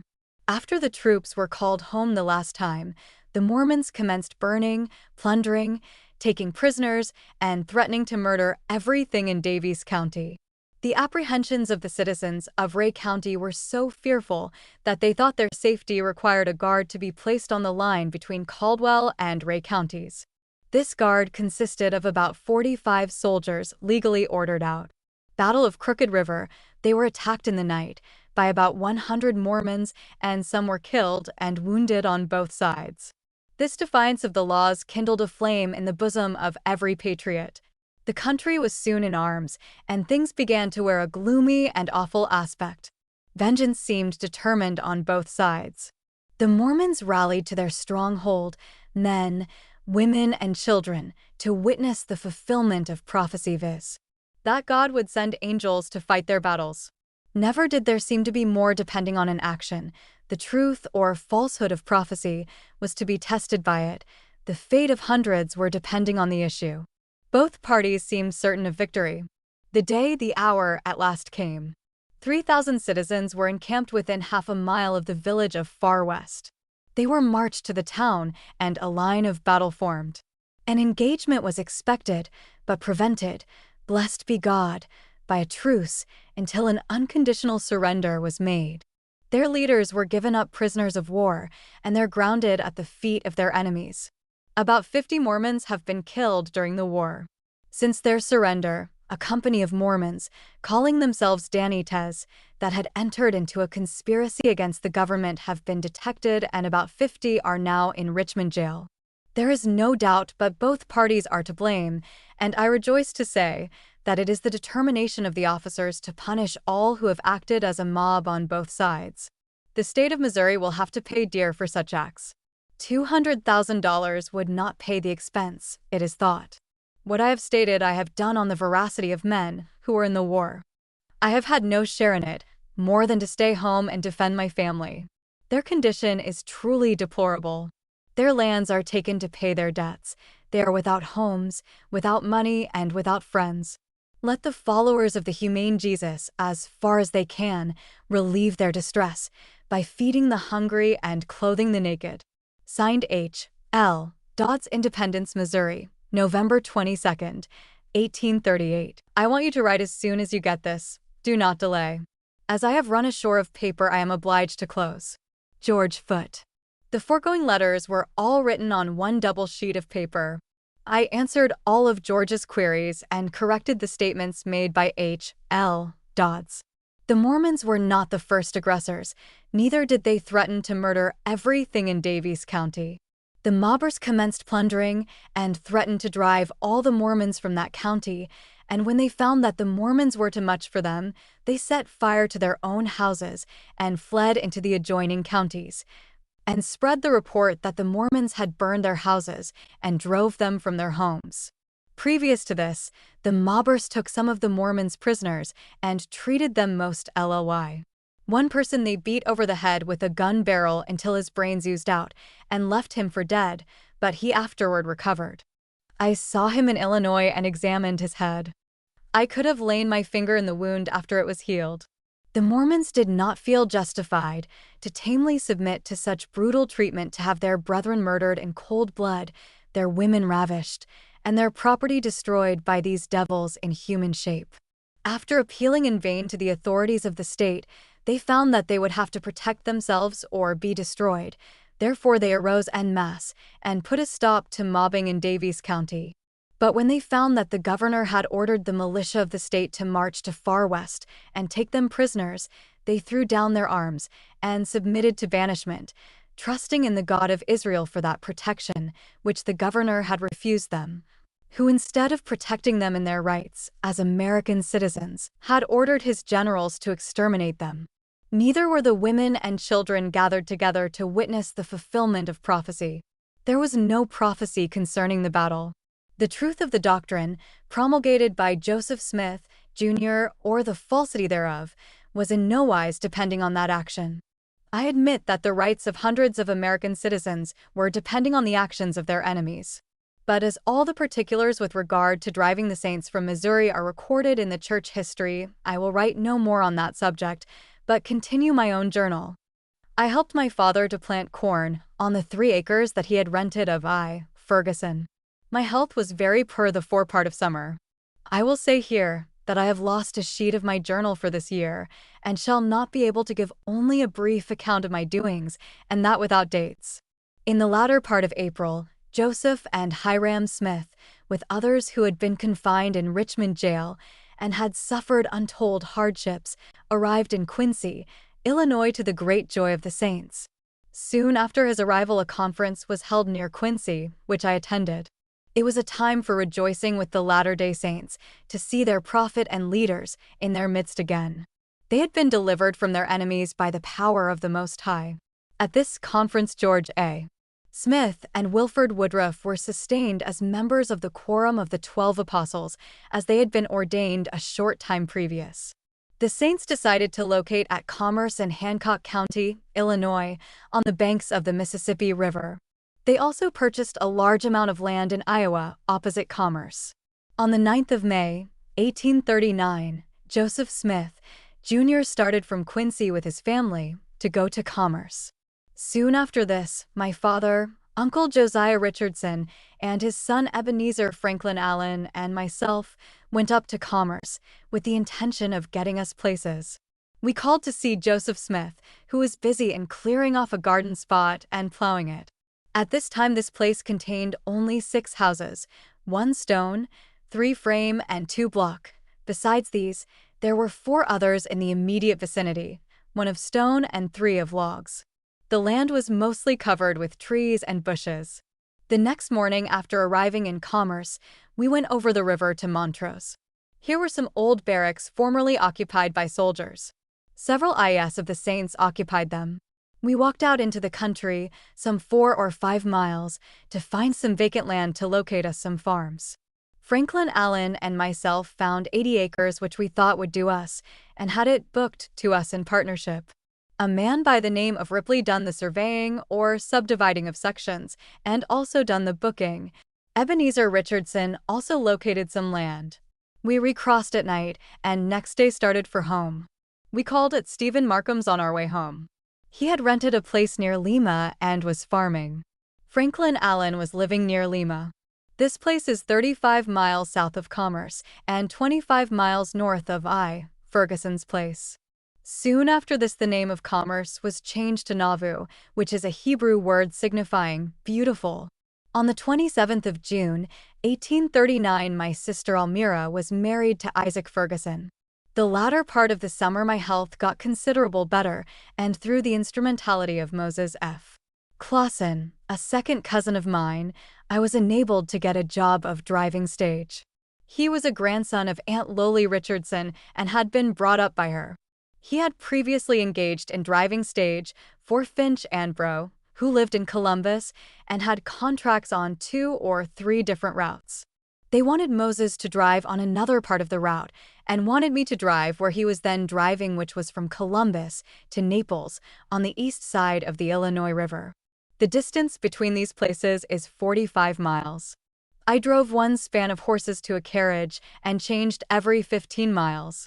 The first trip I made about used me up. The roads were very rough, and driving so fast jolted me terribly. When I got to Naples, I felt as though I could not possibly ride over the road again the next day, but the next morning I felt a little rested and started out, and did not feel any the worse when I arrived at Columbus. I left Columbus early in the morning, and on arriving at the Illinois River, I had to tie the horses to the wagon and leave them there overnight, while I took the mail over in a skiff.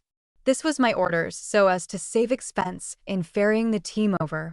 The ferryman would leave a skiff there for me, and I would row myself over. I had to leave Naples at 4 o'clock in the morning and rowed myself back again. I drove here until the roads became muddy in the fall when it became necessary to put on another driver. Moses Clausen took the west end of the route and I the east.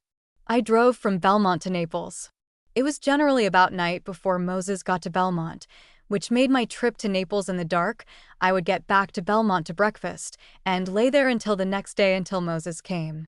There was an old bachelor boarding with the family I boarded with, and also a young man about my age was living there. We had a sitting room to ourselves. The bachelor was a fiddler, and we used to have considerable fun during the long winter evenings.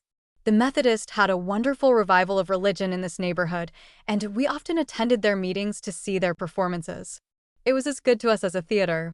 The Illinois River was sometimes very dangerous to cross in the dark alone on account of the running ice. I told the ferryman to never leave a boat on the west side if there was any danger in crossing. He said that he would not. One evening as I was going to Naples, I was unusually cast down in my feelings, and the nearer I got to the river, the worse I felt. I was thinking of my dear old mother and wondering if I would ever see Gain. When I arrived at the river at about 8 o'clock in the evening, I found the skiff there. This was about the middle of January 1840. The weather had turned very cold just at night, and I was fearful of the ice running, but when I saw the skiff left for me, I supposed that there was no danger. I was all alone. I got into the skiff and found that it was the large one, which was made for two to row with, but one could manage it in water clear of ice well enough. I got about halfway across and began to find the ice running, and the further I got, the thicker the ice became, until I could not do anything with the oars, and I found that I was being carried downstream with the ice. So I took the oar on the lower side and thought that I would work gradually toward the shore until I would land somewhere. There was an old raft of round logs lying below the ferry landing with one edge of it on the shore and the other edge extending into the river. I happened to work in by the side of this raft. The ice was frozen from the logs a short distance into the river. When I struck this stationary ice, I commenced breaking it with 1 foot and pulling the skiff in until I could not break it any further, and supposing that it would bear me up, I got out on it. When down I went to my armpits, but I found that I stood on the bottom with a log at my breast. But the log was covered with ice so that I could not get hold of anything to pull myself up with.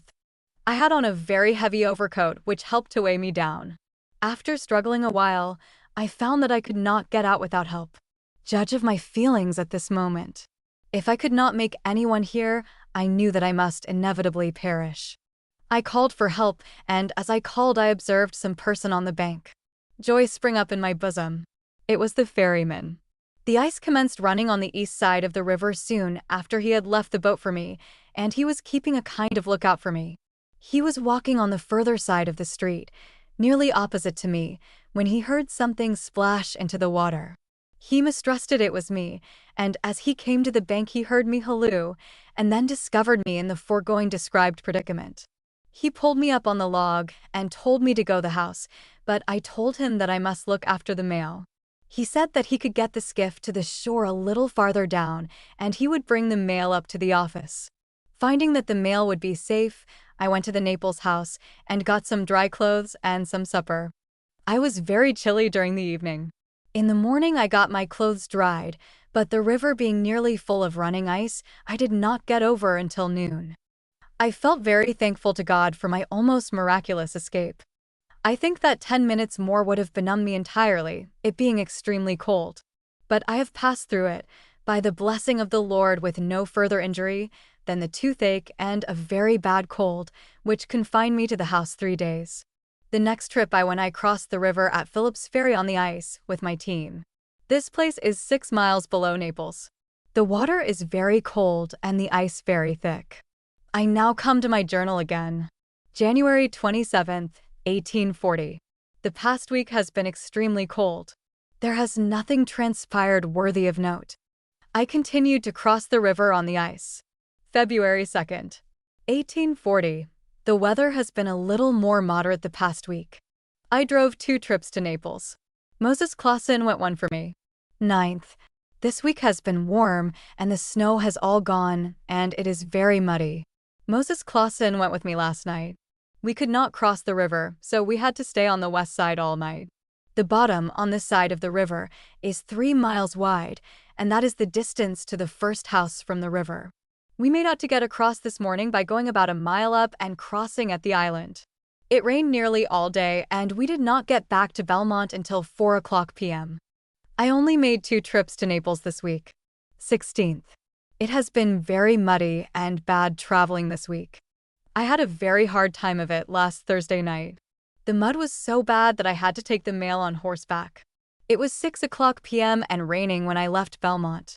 It continued to rain until 9, when the wind changed into the northwest and grew cold very fast. I was then about halfway to Naples. I could not ride off of a walk, it was so very muddy, and when I got to the river it was about 1 o'clock a.m. The wind was blowing fiercely and very cold.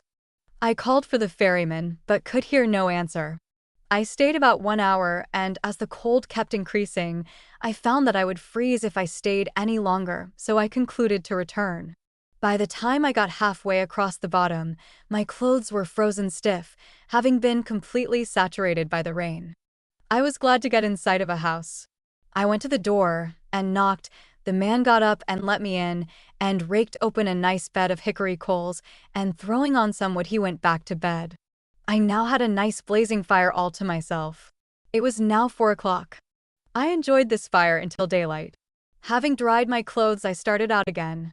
From this place to Griggsville is mostly a forest, and I did not feel the wind so much. I made my statement to the postmaster, giving the reasons why I did not cross the river. He took it down, and I made oath to it, and took the certificate to show to postmasters on the route. From Griggsville to Belmont is 3 miles on a high bleak prairie. I suffered terribly with the cold, the wind blowing almost a gale right square in my face. I got to Belmont about 9 o'clock a.m. I traveled again all night last night. Got to Belmont at 7 this morning. 19th. Moses Clausen has been driving from Naples to Jacksonville a short time past. This morning he wanted me to go one trip for him as he wanted to go to Columbus. I accordingly drove out to Jacksonville, which is 22 miles from Naples. The little village of Exeter is on this route. This is the place where Father preached when going to Missouri. 20th. On returning to Naples, I learned that Moses was not going to drive any more on this route, and Mr. Finch wishing me to continue driving on it, I concluded to do so. I had to drive 4 hoses on this route, but had a very light coach. My wages was $16 per month and board. I boarded at Heslop's Hotel in Jacksonville and at the Naples House in Naples. Heslop had a good many boarders, such as merchants, lawyers, etc. Their 5 mail routes centered in Jacksonville, and 4 stage drivers stopped at Heslop's. 3 of us were there on the same nights. One of these, by the name of Henry W. Lane, was my bedfellow. March 1st, 1840, I went home today on a visit. I traveled all night last night on horseback. I found my folks all well. 8th. I returned to Jacksonville last Wednesday. The weather is very warm and the roads are very good. 15th. Nothing more than usual happened this week. 23rd. I wrote a letter to William Ferguson today. Very cold and disagreeable. April 5th, 1840. It continues very disagreeable weather. 12th. The past week has been very rainy and disagreeable. 19th. This week has been quite pleasant. The fruit trees begin to blossom. 26th. Yesterday, I had to encounter a very heavy thunderstorm with hail and heavy wind. It has been very muddy the past week. I have had but 1 passenger during the week. May 3rd, 1840. It has been very wet and cold. I saw considerable frost last Friday morning. Nothing unusual happened this week. 10th. It continues very rainy and roads very muddy. Some frost this morning. As the cars were coming down the street, near Heslop's, the engine struck a large hog which throwed it off the track. It was on level ground and was soon replaced. The hog was killed. There is a railroad from Meridosia on the Illinois River, 6 miles about Naples to Jacksonville, distance 24 miles. The cars make a trip daily. 17th. I went home on a visit again last week and returned. Found all well. 24th. Nothing unusual happened this week. I continue going back and forth daily. 31st. It is very dull times, wet and rainy, plenty of mud. June 7th, 1840. Last Monday, I was out in the heaviest shower that I ever saw. I had got halfway across the Illinois bottom, and the wind blowed, and hailed so hard that I had to stop my team and turn the hind end of the coach to the wind to keep it from blowing over. I had 2 passengers with me. I got very wet. This week the Whigs held a great convention in Springfield, 35 miles east of Jacksonville. Party CS are running very highly. It is the year 1840 of the presidential election. The Whigs are running General Harrison, and the Democrats are running Martin Van Buren. The motto of the Whigs is log cabins and hard cider. Log cabins were built on wheels and ran through the streets with barrels of hard cider in them. There were supposed to be about 12,000 people present. 11th. I got a letter from my brother George and answered it today. 14th. The weather is getting very hot and dry. Father came to Naples last Monday night on his way to Michigan. He is going to bring Mother home with him. He left on Tuesday on a steamboat and will go by water as far as Peru and will walk from there to Michigan. I gave him what little money I had by me and paid his bill at the tavern. 21st. I have had the blues very badly the past week, but am getting over them. 28th. It was very hot and sultry the first of last week. We had a tremendous storm, which blowed a number of trees across the road. It also blowed down a 2-story house in Naples. I got very wet. It was very showery all the week. July 5th, 1840. It has been a very pleasant week. They gave out notice last week that they would make a railroad excursion to Meredosia and back on the 4th, leaving Jacksonville at 3:00 p.m. and returning at 6. I accordingly procured a ticket for myself and partner who lived 5 miles out of town on my stage route. I drove into Jacksonville about 10:00 a.m. yesterday. I hired a horse and buggy and went after my girl. Her father and mother and sister was going also. The old man started out with his carriage and I followed. We got to town 2 hours before the time. There were only 2 passenger cars, but they attached all their baggage cars to the train, and when the hour arrived to start, they were loaded with as many as could hang on, which numbered several hundred. We did not get into Meredosia until 6:00, the hour that we should have been back to Jacksonville.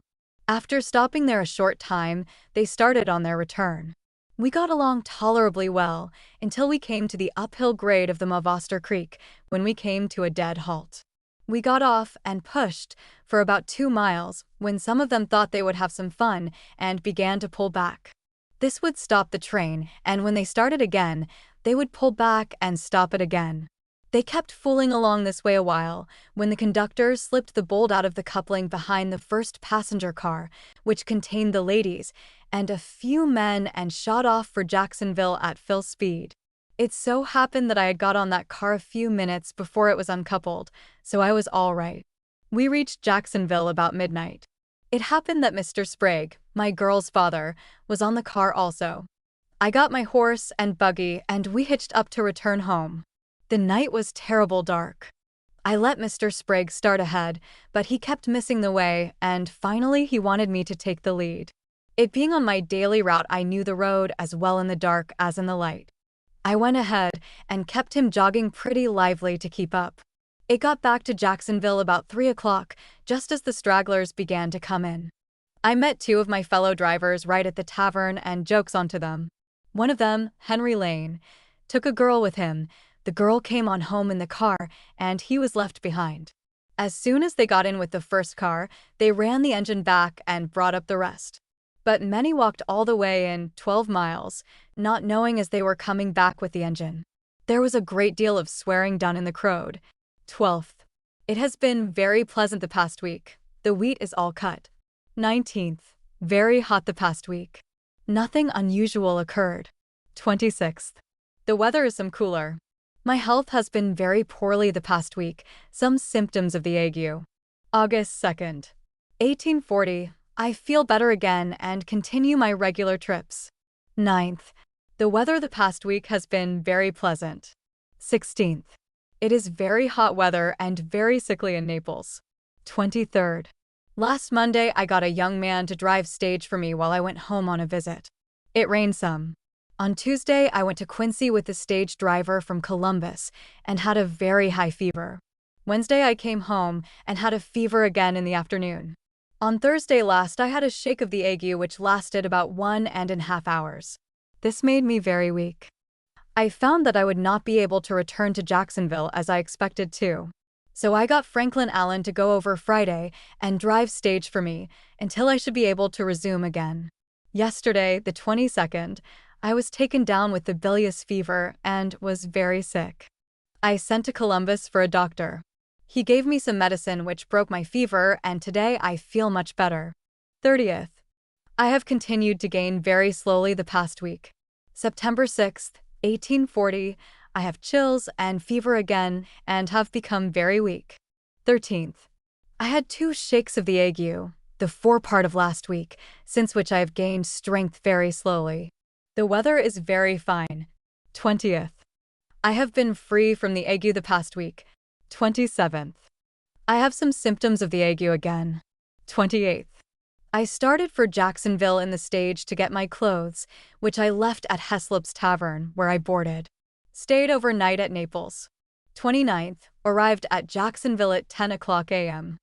I found that my trunk had been opened and a fine shirt taken out and some other notions, and a pair of boots was missing. Very rainy. 30th. Returned to Naples, and October 1st went to Columbus. October 2nd. 1840. Rained very hard last night, and today it is very cold and snowed a little. 3rd. I arrived at home yesterday. Froze very hard last night. 9th. Father arrived from Michigan, very unexpectedly to us, and said that Mother was at Naples. He came from that place on foot and wanted me to get a team and go after Mother and her things. 10th. I got Elihu Allen's team, and in company with Franklin Allen, started for Naples, where we arrived about sundown. It was with feelings of great joy that I met my mother, from whom I had been separated about 2 years and a half. She did not know me at first. She said I was so black, to what I used to be, I had become very much tanned in driving stage, that it couldn't be worn. 11th. We started for home, traveled 20 miles and camped. 12th. Arrived at home all safe. It is very pleasant weather. 13th. Father and Mother went to living by themselves in a log house close by Isaac Ferguson's and belonging to him. I now made it my home with them, where we live very comfortable. November 15th, 1840.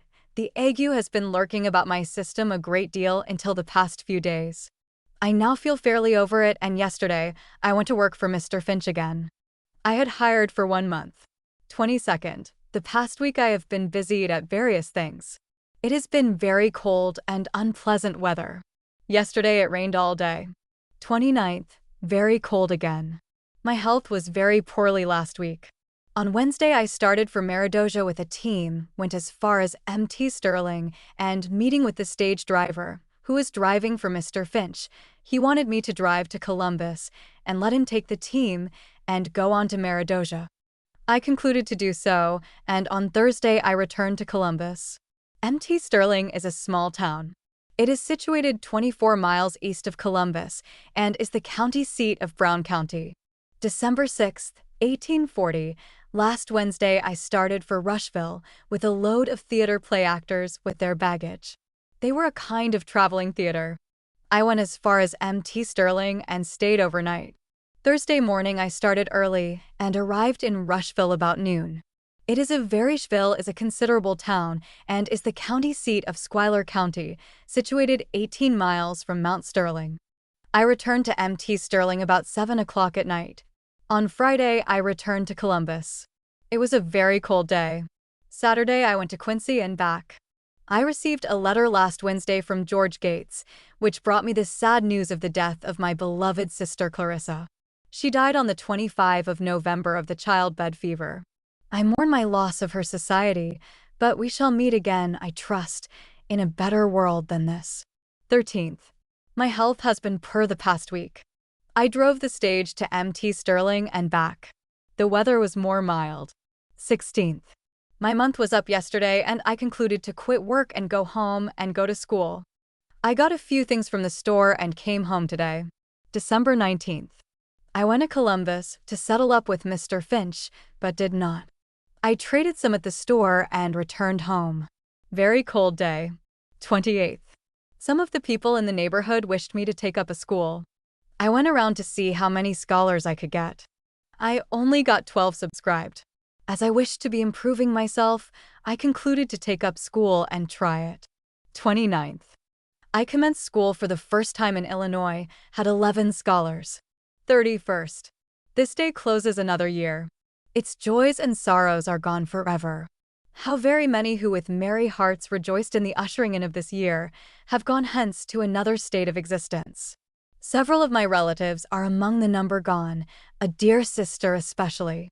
Oh, Clarissa, my dear sister, shall I never hear your sweet voice again on earth?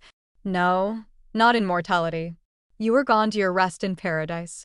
May I be prepared to meet you in the morning of the resurrection, with all the redeemed of the Lord, when we can unite again in singing praises to God and the Lamb.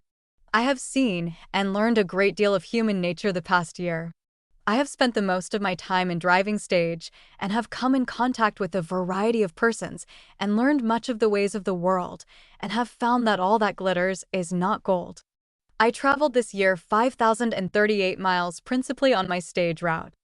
I close for this year and bid farewell to 1840.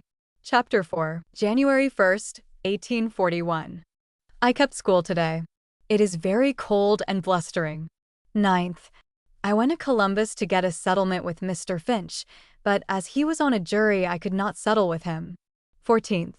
I went to Columbus again to settle with Mr. Finch and Medea settlement with him by giving him $4, which rightly belongs to me. I give it rather than have a fuss about it. I purchased a coat and a few other articles. It is fine sleighing. 17th. This is the coldest morning that I ever saw. It is said to be 8 degrees colder than was ever known here before. Last night a few of the young folks met at the schoolhouse and organized an exhibition, a kind of theater. I was elected secretary. 24th. Last night we held an exhibition, had good order and a fine time. Yesterday I went to Columbus. It is very warm and thawing. March 5th, 1841, I was engaged with my school until the last of February. Yesterday, Father started for Nauvoo. Today is cold and snowy. 10th. We held another exhibition last night. Some snow on the ground yet. April 4th, 1841, Father and Mother started for Nauvoo with Elihu Allen to attend the annual conference. Yesterday, I received a letter from my nephew, Harrison Ferguson, who still lives in Ohio. They were well as usual. Grass begins to look quite green. 21st. I went up to the steam mill 4 miles northeast of Columbus. There is a branch of the Latter-day Saints at that place. I got a letter from Henry W. Lane, my old comrade and stage driver at Jacksonville. He drove on the Springfield route and was in Jacksonville the same nights that I was, and we slept together nights. He was quite a wild boy, but I had some influence over him to restrain him many times. I would not drink and indulge in their rowdies, as is common with stage drivers, and by that means I held him somewhat in check. He was my friend and very often told me of his scrapes and love troubles. 28th. I went to Liberty 3 miles distant. It is cold for the time of year. The grass is getting up pretty well. May 27th, 1841, I have worked some on the farm for Father and Isaac Ferguson, and some of the time not doing anything on account of poor health. But I am now getting better. There has been a great revival of religion among the sects here, and many profess to have got religion. I attended many of their meetings, but have seen too much of such nonsense to have their threatening of hellfire etc. to have any effect on me. I cannot see any religion of the Bible in it. I read that God's house is the house of order, but these revival meetings are nothing but disorder and confusion.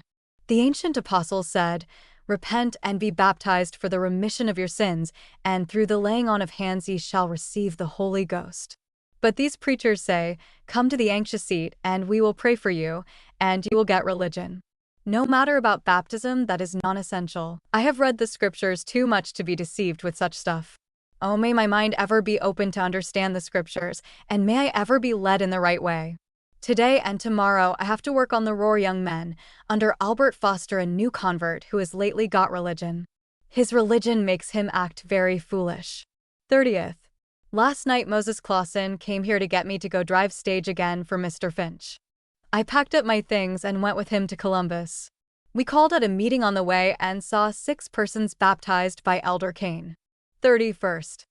I started for Jacksonville to drive stage on my old route. June 1st, 1841, I took possession of the team at Naples and drove to Jacksonville. The old route looks very natural. Uncle Joshua Sprague would have me drink with him, and all old acquaintances appeared very friendly. It is very dry about here, orchards full of fruit. 6th. The past week has been very hot and dry. 13th. Still continues very hot weather. I am enjoying myself well. 20th. The weather turned very cold last week, so that it was very uncomfortable early in the morning driving from Naples. It still continues very dry and crops are suffering very much. 27th. I have made up my mind to quit driving stage when this month is up. I sent for a driver to take my place on the 1st of next month.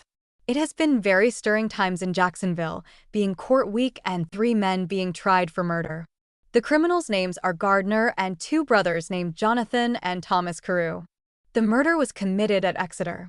One of the men shot the man and the others beat him with clubs. Thomas Carew had his trial last, and the jury brought in a verdict of murder against him. July 1st, 1841, Moses Clausen came over yesterday to drive, and I had calculated to have gone home today, but Moses persuaded me to go one trip with him as it was a new route with him, so I returned to Jacksonville. Gardner has been tried this week and found guilty of murder in the 1st degree. I attended court this afternoon to hear his sentence, which was delivered by Judge Stephen A. Douglas. He was sentenced to be hung on the 23rd of this month. Gardner appeared unmoved and as unconcerned as though nothing had happened. Thomas Carew has obtained the privilege of a new trial. He and his brother will be tried together. I will say here that a day or 2 previous to the day that Gardner was to be hung, he broke jail and went to Texas. He wrote back to the sheriff that he was sorry that he had disappointed so many of his friends who had assembled to see him swing, but his own safety had induced him to take the course he did, or orders to that effect. The Carews were sent to the penitentiary. July 3rd, cool this morning. I arrived at home all well. 5th, yesterday being Sunday, the celebration of the 4th was held to Danebus, which I attended. They formed a procession at 11 o'clock a.m. and marched to the Campbellite church where an oration was delivered. They then marched to the south side of the public square where a barbecue was served up without knives and forks. The ladies occupied the first table. I stood as a spectator to observe them eat, using their fingers for forks and teeth for knives. When they got through, I concluded that I did not want any barbecue, so I left and went home. August 2nd, 1841. The past month has been very hot and dry. There was only 1 shower during the month. There has been only 3 showers since the last of April. Oats are hardly worth harvesting. Corn looks well, and wheat came in fine. I helped dig a well last month for Elihu Allen, 25 feet deep, found excellent water. I went to Columbus 3 times for money due me from Finch, but did not get any. Last Friday, I got Allen's team and took father and mother to Quincy. We took dinner with Caroline Weeks and returned home the same day. They did some trading. 3rd. This is election day. The people of Adams County are to vote on moving the county seat from Quincy to Columbus. I attended the election and voted for removal. There was a great many people out, but the election was carried on very civilly. I did not see any fighting. I returned home, and Moses Clausen being over, we went a visiting at night. 7th. It is now raining finely. I have had considerable symptoms of the ague the past week, but feel better today. 11th. Today I am 24 years old. I have been driving team for a thrashing machine to thrash Allen's wheat. It is very cool nights. 15th. It has got very warm again and dry. My health is very poor. I have been helping Allen about cleaning up his wheat. 29th. My health continues very poor, not able to do much. September 5th, 1841, I attended the Dunkard soup meeting. They had 2 large iron kettles fixed in a furnace in which they boiled beef and made soup. Bread was also furnished, and bread and soup was free to all. I attended their baptism as there were some to be baptized. They went down into the water, and the administrator immersed the candidate forward, that is, face downward, first in the name of the Father, then secondly in the name of the Son, and thirdly in the name of the Holy Ghost, plunging them under the water 3 successive times. At night they administered the ordinance of washing of feet. They had preaching both forenoon and afternoon. I stayed all night at a neighboring house in company with Moses Clausen and Ebenezer Clausen cousins. 6th. This morning we went back to the meeting house and took breakfast with the Dunkards, as they gave invitation to all last night. We had a very good breakfast. After breakfast, meeting was dismissed. 7th. I started for Nauvoo for Elihu Allen with his team to move a family up there.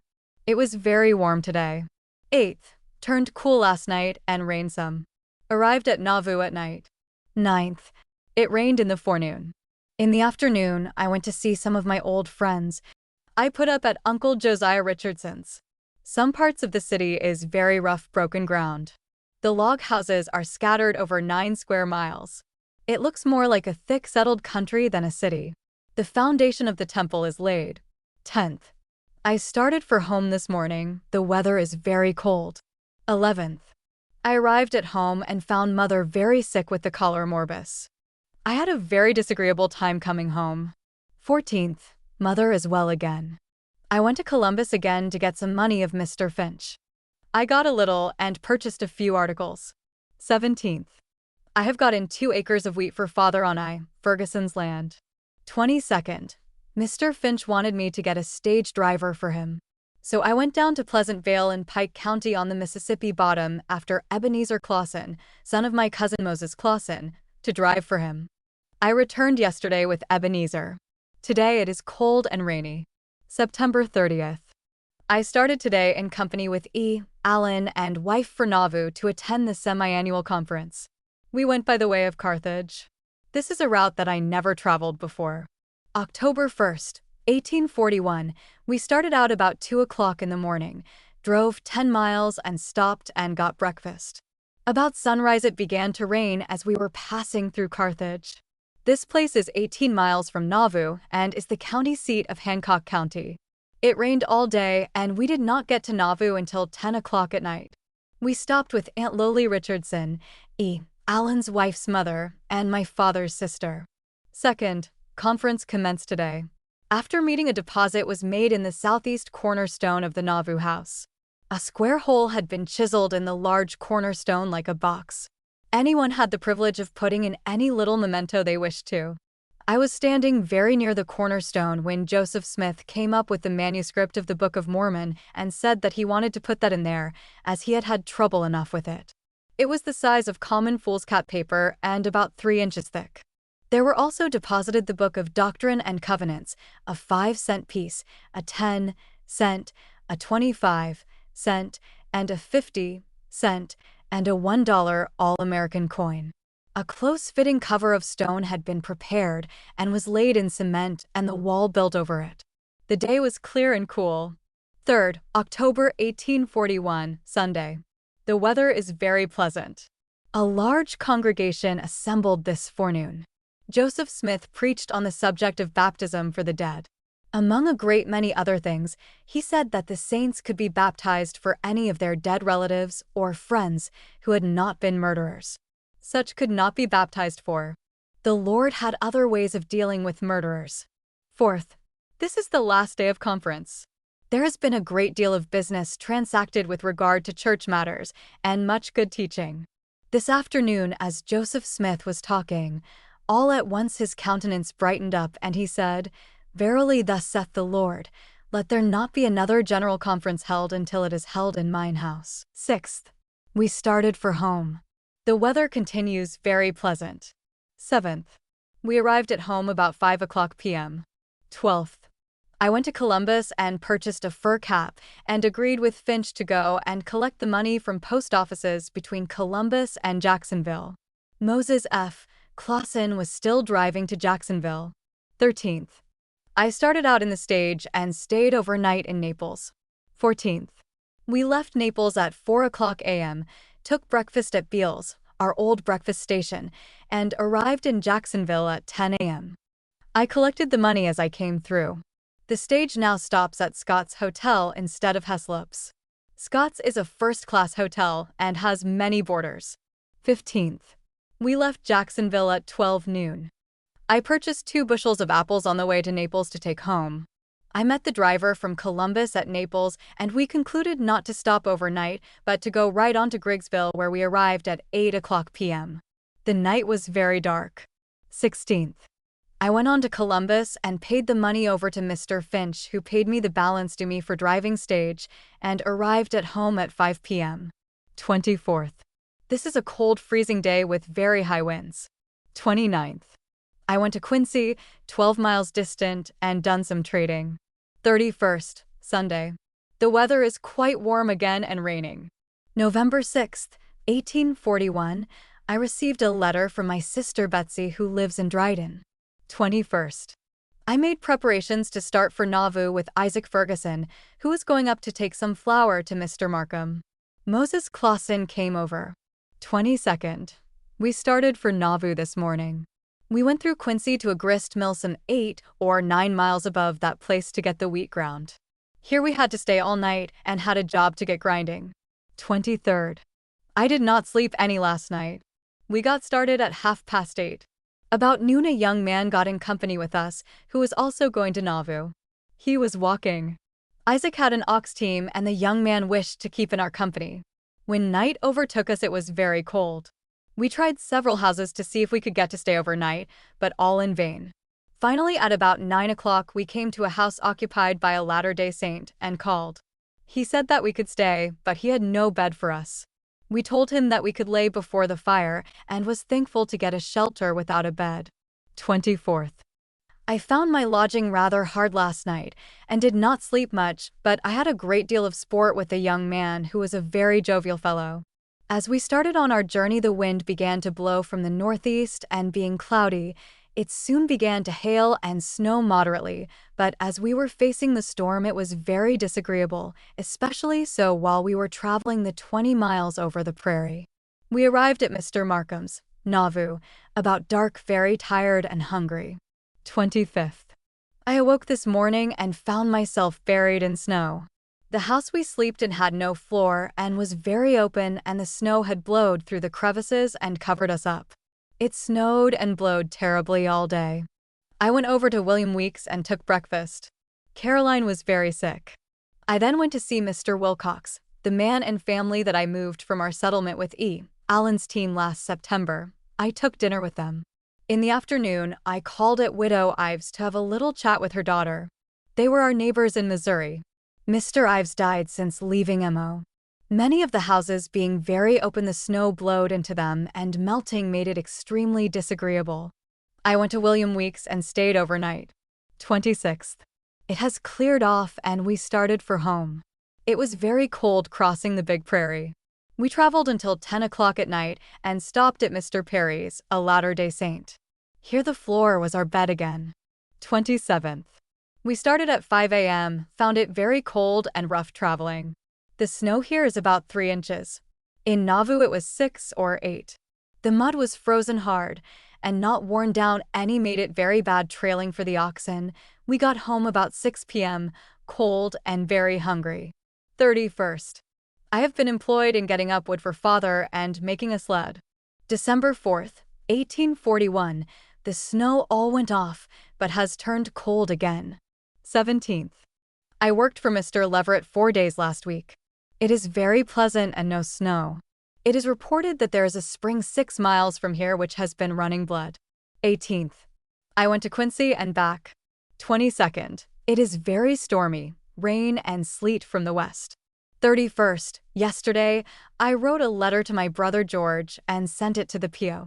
Today I went to Quincy with Franklin Allen to get some tools for making chairs. We have entered into partnership for that business. Another year has rolled into eternity with all its joys and sorrows, and yet my life is spared for what purpose I know not. I have not heard of any deaths among my relatives except my brother David's little girl Helen, who was a beautiful and smart child. I had not made much property the past year, but have made out to live. I have traveled 1,660 miles, all in the region's roundabout. Adieu 1841.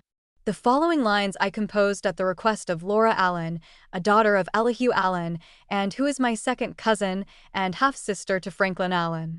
The beauteous West, the beauties of the eastern climes, oh, never can compare with thine. Majestic mountains there may rise in lofty grandeur deck the skies. Sure, thy wide-spread prairies are something more beautiful and fair. Like waters see them spread around, and groves like islands oft are found, under whose shades the elk and deer retire when seized with sudden fear, and seek for shelter there. All o'er their surface too, when green lovely flowers are always seen. Lilies unheeded bloom and fade, each flower in its respective grade naturally and alone. But see the richness of thy soil yields abundance with little toil, majestic rivers through thee flow, resounding with the steamer's blow. Where shall we find in eastern climes a soil that is as rich as thine, repaying to the husbandman redouble for his toiling hand, even too far half the toil nature requires in eastern soil? Finally may the beauteous West o'erspread with freemen soon be blessed. Oppressors may there none be found to trample on thy sacred ground, enjoyed by freemen free. November 10th, 1841. January 1st, 1842. The weather is very warm and pleasant. There is not anything going on today worthy of note. 5th. I went to Burton 4 miles southwest of here with Franklin Allen and bought tools to the amount of $10. 7th.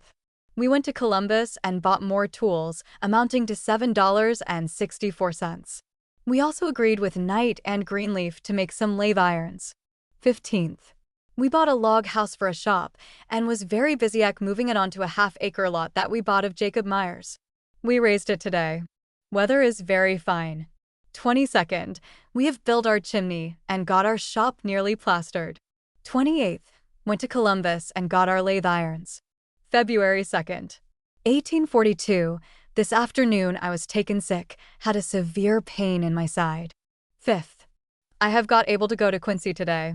We got some turning tools amounting to $1.75. We got home about 8 o'clock at night. 6th.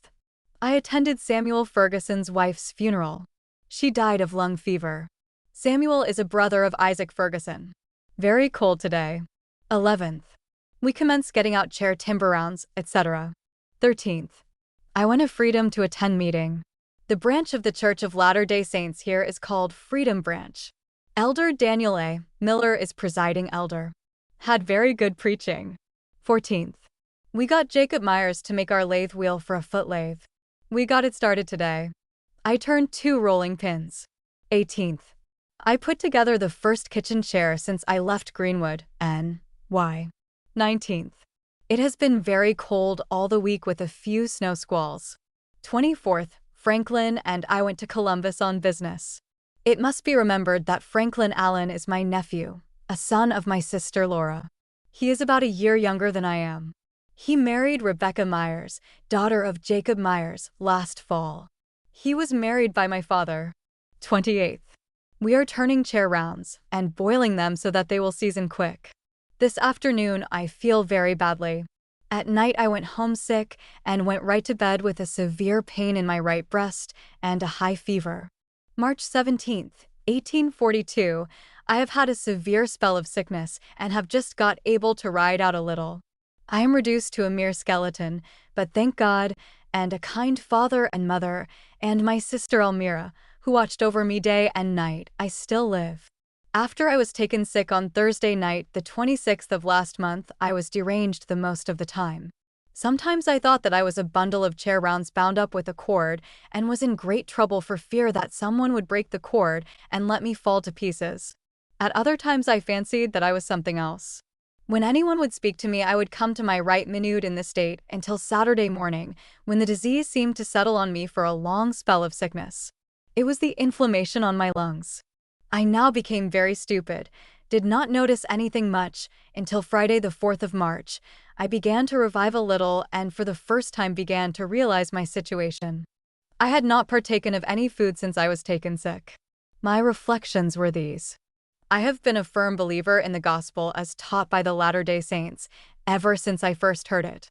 I have written many letters to my brothers and kinfolks proving from the scriptures that the gospel taught by the saints was true. Then why should I not step forward myself and be baptized for the remission of my sins, that I may receive the Holy Ghost through the laying on of hands, and thereby obtain a knowledge for myself, and become more useful in building up the kingdom of God on the earth? After these reflections, I made a covenant with God in my own mind, that if He would spare my life, I would serve Him the remainder of my days according to the best of my abilities. I sent for 2 of the elders to administer to me by anointing me with oil and laying on of hands. The Lord heard our prayer, and I began to amend. I was near dropping into the grave. Many who came in to see me thought that I would not recover. My father was very anxious for me and exercised great faith in my behalf. His only hope among his sons was centered on me, to continue the work that he had begun after he had passed behind the veil. What then must have been his joy when I yielded myself up to the will of God? He knew that I had ever been a firm believer in the gospel, but at times had been fearful that I would be led astray through the influence of my young associates who did not believe in it. But these associates never had any influence over me to that effect. The fact is, I believe that the principles of the gospel of Christ was born in me. I never needed any preaching to convince me of the truth of them. I believed the Bible and hence could not help but believe the gospel when I heard it. I now feel determined to be baptized as soon as I get strength sufficient, which I think will not be long, as I am gaining fast. 24th, March 1842. This is the day that I have appointed to go down into the waters of baptism and thereby fulfill the covenant I made to the Lord when I was near death's door. The meeting was at Elder Jacob Meyer's house about 1 mile from Father's. I walked down there, and in company with Amos Kimmons, Franklin Allen, and his wife, Samuel Myers and Lavina Myers, was baptized by Daniel A. Miller, president of this branch, between 5 and 6 o'clock p.m. The foregoing named persons had been baptized before, and now felt to renew their covenants. As it was concluded to have an evening meeting, I thought that I would stay to it. The wind blew up from the north very cool, and in going home, I took cold. 26th. Last night I had a severe pain in my side, but feel some better today, although my sides feel very sore. 28th. I still feel weak. Pear trees are in full bloom, and the prairies are getting green. April 3rd, 1842, I went to Elder Heman Hyde's to meeting in company with Franklin and his wife. Sacrament was administered, of which I partook, for the Foote. Jacob Myers delivered a discourse on the subject of the gospel. After meeting, he baptized a person. We stayed overnight at Father Myers. 4th. We returned home. 18th. I commenced work again at chair making. 21st. We hired Hiram Brown to work for us. He commenced today. 24th. I went to Freedom in company with some others to meeting, had a good time. 27th. Franklin and I went to Columbus and traded some. The weather is quite cool. Corn is mostly planted. It has been a fine spring for farmers. May 4th, 1842, I started for Nauvoo with Elihu Allen and 3 other persons. 5th. We arrived at Nauvoo. This place has improved rapidly since I was here last fall. New buildings are going up in every quarter. 7th. The Nauvoo Legion was out on a general parade commanded by General Joseph Smith. They went through a great many performances and finally wound up with a sham fight. It all passed off very agreeably and in good order without any accident. 8th, May 1842, Sunday. A very large congregation assembled to meeting. Sidney Rigdon preached. In the afternoon, there were many baptized in the font in the basement of the temple and 43 in the Mississippi River. They were mostly rebaptisms. 10th. We left Nauvoo yesterday and arrived at home today. Had fine weather. 21st. Went to Columbus with some chairs and got some paint. 22nd. I attended a good meeting at Burton. 27th. We are still working at the chair business. Today attended meeting at Burton. June 4th, 1842, Franklin and I went to our quarterly branch conference, which was held at Elder Heman Hyde's. Jacob Myers now presided over the Freedom branch and consequently presided over the conference. We stayed overnight at Father Myers, who now lived on Mill Creek about 2 miles from Hyde's place. 5th, Sunday. We all went to conference again. Elder Reed delivered a discourse in the forenoon. In the afternoon, I with 4 others, among whom was Franklin, was ordained to the office of elders in the Church of Jesus Christ of Latter-day Saints. I received the following license, to whom it may concern. This certifies that Warren Foote has been received into the Church of Jesus Christ of Latter-day Saints, organized on the 6th day of April in the year of our Lord 1830, and has been ordained an elder according to the rules and regulations of said church, and is duly authorized to preach the gospel, agreeably to the authority of that office. From the satisfactory evidence which we have of his good moral character and his zeal for the cause of righteousness and diligent desire to persuade men to forsake evil and embrace truth, we confidently recommend him to all candid and upright people as a worthy member of society. We therefore in the name, and by the authority of said church grant unto this our worthy brother in the Lord this letter of commendation as a proof of our fellowship and esteem, praying for his success and prosperity in our Redeemer's cause. Given by the direction of a conference of elders of said church assembled at Heman Heights, Adams County, Illinois, the 5th day of June, in the year of our Lord, 1842. Freedom Branch. Signed Jacob Myers, presiding elder. 7th. I went to Burton with 2 set of chairs for Pete, Judy. Rained. 12th. I got disappointed about going to meeting, so I wrote a letter to Sister Betsy. 19th. I went to Burton to meeting and heard a discourse from Elder A. Lamb. 26th. I went to H. Hyde's to meeting. William Hyde preached. Stayed overnight at J. Myers. July 3rd. 1842, I attended meeting at Payson. Elder A. Lamb preached a funeral sermon. 9th, I went to Columbus and got a letter from my brother George, all well. 10th, I went to Burton to meeting. It is now the height of harvest and quite cool. 16th, I went down to Father Myers and stayed overnight. Very hot day. 17th, Sunday. We went to Bro. Hyde's to meeting. President Joseph Young preached a good discourse. I returned home tonight. Continues very warm. 24th. I again attended meeting at Bro. Hyde's. President Joseph Young delivered a very plain discourse on faith. The meeting was well attendography of Warren Foote. Warren Foote Autobiography. Typescript. BYUS. Page 52. August 1st, 1842. Election Day. I went to Columbus and voted. It was a very quiet election. The weather is very cold, some frost in low grounds this morning. 7th, Sunday. I attended meeting again at Bro Hyde's. Stayed overnight at Bro. Myers. 9th. I have had the toothache very badly. Went to Columbus and had it pulled. 10th. Today I am 25 years old. I stacked oats for Ferguson. 14th, rainy. I did not go to meeting, but commenced to write a letter. 21st. I wrote a letter to Brother George instead of going to meeting. 27th. The Methodists are now holding a camp meeting near Father Myers. Franklin and I concluded to go down to Father Myers and attend it. The weather is very fine but warm and a good many people out. 28th, Sunday. There was a large congregation today. A great many attends these meetings from curiosity and hear the Methodists shout. I have seen so many Methodist revival meetings that they are not of any interest to me. I have learned a better way to obtain salvation. At night meeting they gathered into their pen, and having got some mourners onto their anxious seats, they prayed and groaned, and finally after working themselves up into a great frenzy succeeded in raising a great shout. 29th.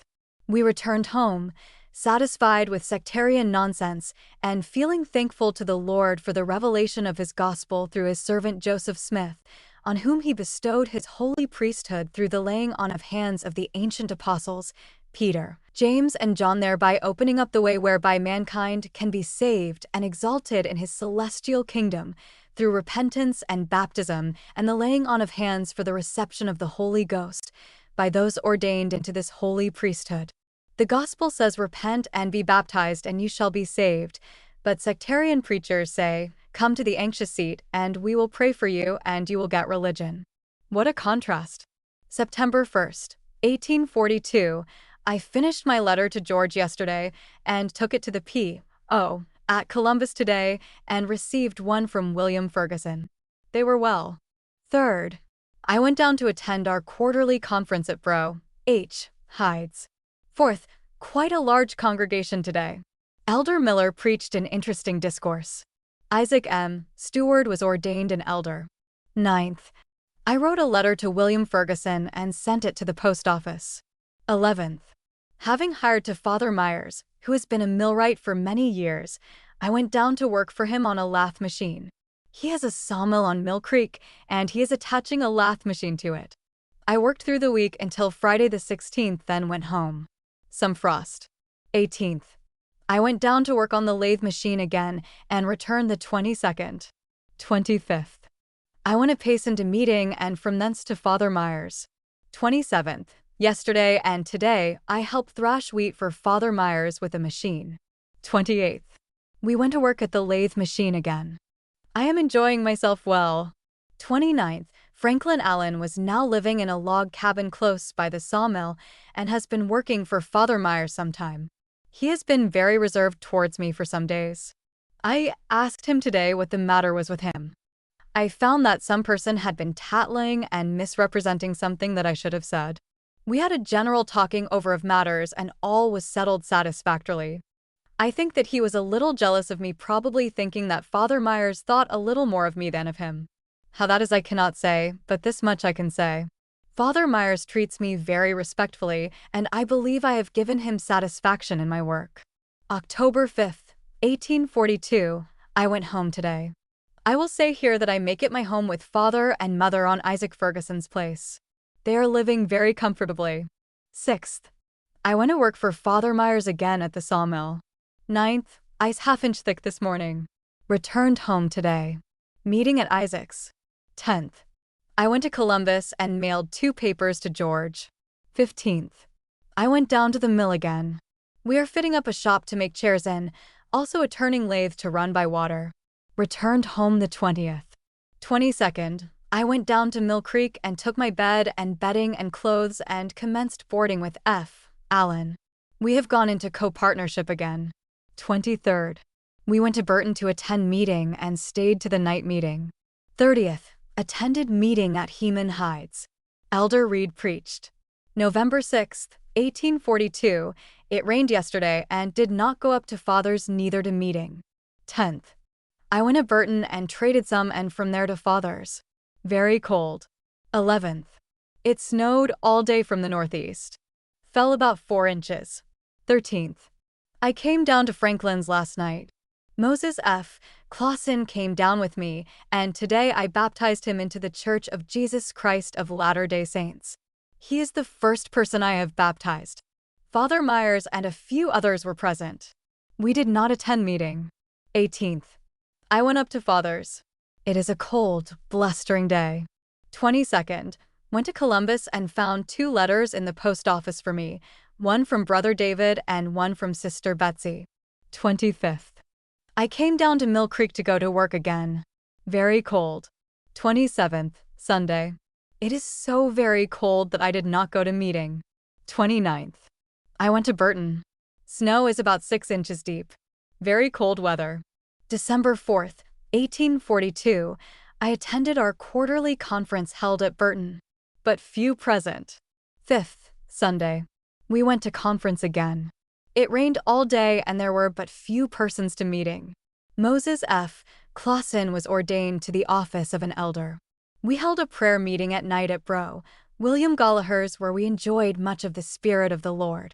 We stayed overnight in Burton. 10th, I went up to Father's in company with Franklin Allen and Samuel Myers. We attended meeting at Isaac Ferguson's on Sunday the 11th. 12th, we went back to Mill Creek again. 15th, I went up to Burton in a jumper in company with Miss Sidney Myers to meeting. 18th, I attended meeting in Payson. The sacrament was administered. 23rd, Samuel Myers and I went up to Father's, and on the 24th we went out and killed several prairie chickens, and Mother made an excellent pot pie for supper, which we enjoyed very much. Father felt unusually well. 25th, we went down to Burton to meeting and took Christmas dinner with Bro. Skinner. We then went down to Mill Creek. 30th. Yesterday, I commenced work for Father Myers sawing lumber. 31st. I went up to Father's to spend New Year's. I have lived to see the end of another year, whilst many have passed to worlds invisible.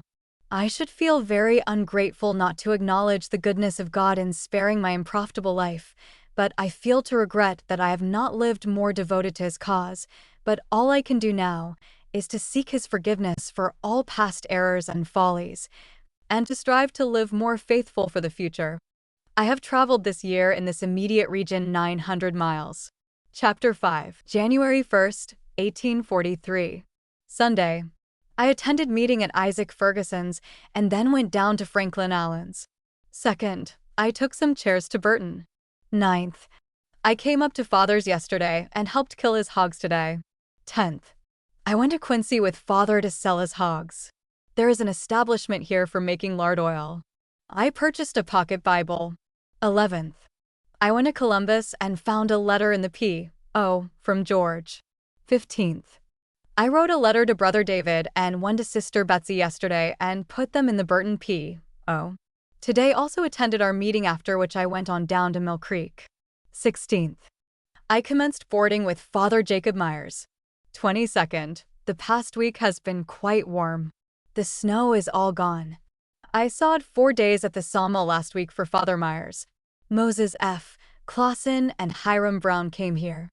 I did not attend meeting today. 30th. F. Allen and his wife and Samuel Myers and his sisters, Sidney and Lavina and myself, went to Burton to attend a meeting appointed for Elder David Evans to preach. The house was full. He preached a very good discourse. It snowed, and being late we concluded to stay all night. February 1st, 1843, it blustering yesterday, and we did not get home until today.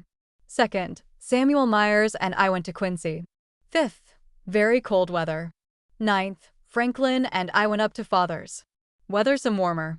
10th, rain some this morning, then turned very cold and froze solid. 12th, I attended meeting at Mr. Kimmon's house 1 mile from Isaac Ferguson's, and at night I went down to Mill Creek with Moses F. Clausen and Samuel Myers. 15th, went to Burton and purchased a few things. We kept chairs at P. Judy's for sale, or rather he bought them of us to sell again.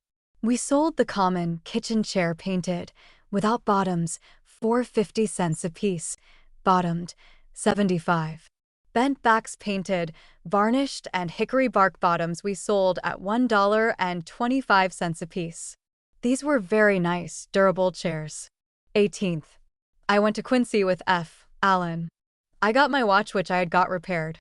26th. I was not well the past week, did not work any. March 4th, 1843, we went to Payson to attend our quarterly conference. Samuel Myers was ordained to the office of priest and some other business transacted. 5th, Sunday. Conference convened at 10 a.m. as per adjournment. The house was full. Wilford Hudson was ordained a priest. Conference to meet again in 3 months. It turned very cold in the afternoon. 7th. I went to Burton. The weather is some warmer again. 11th. I went up to Father's.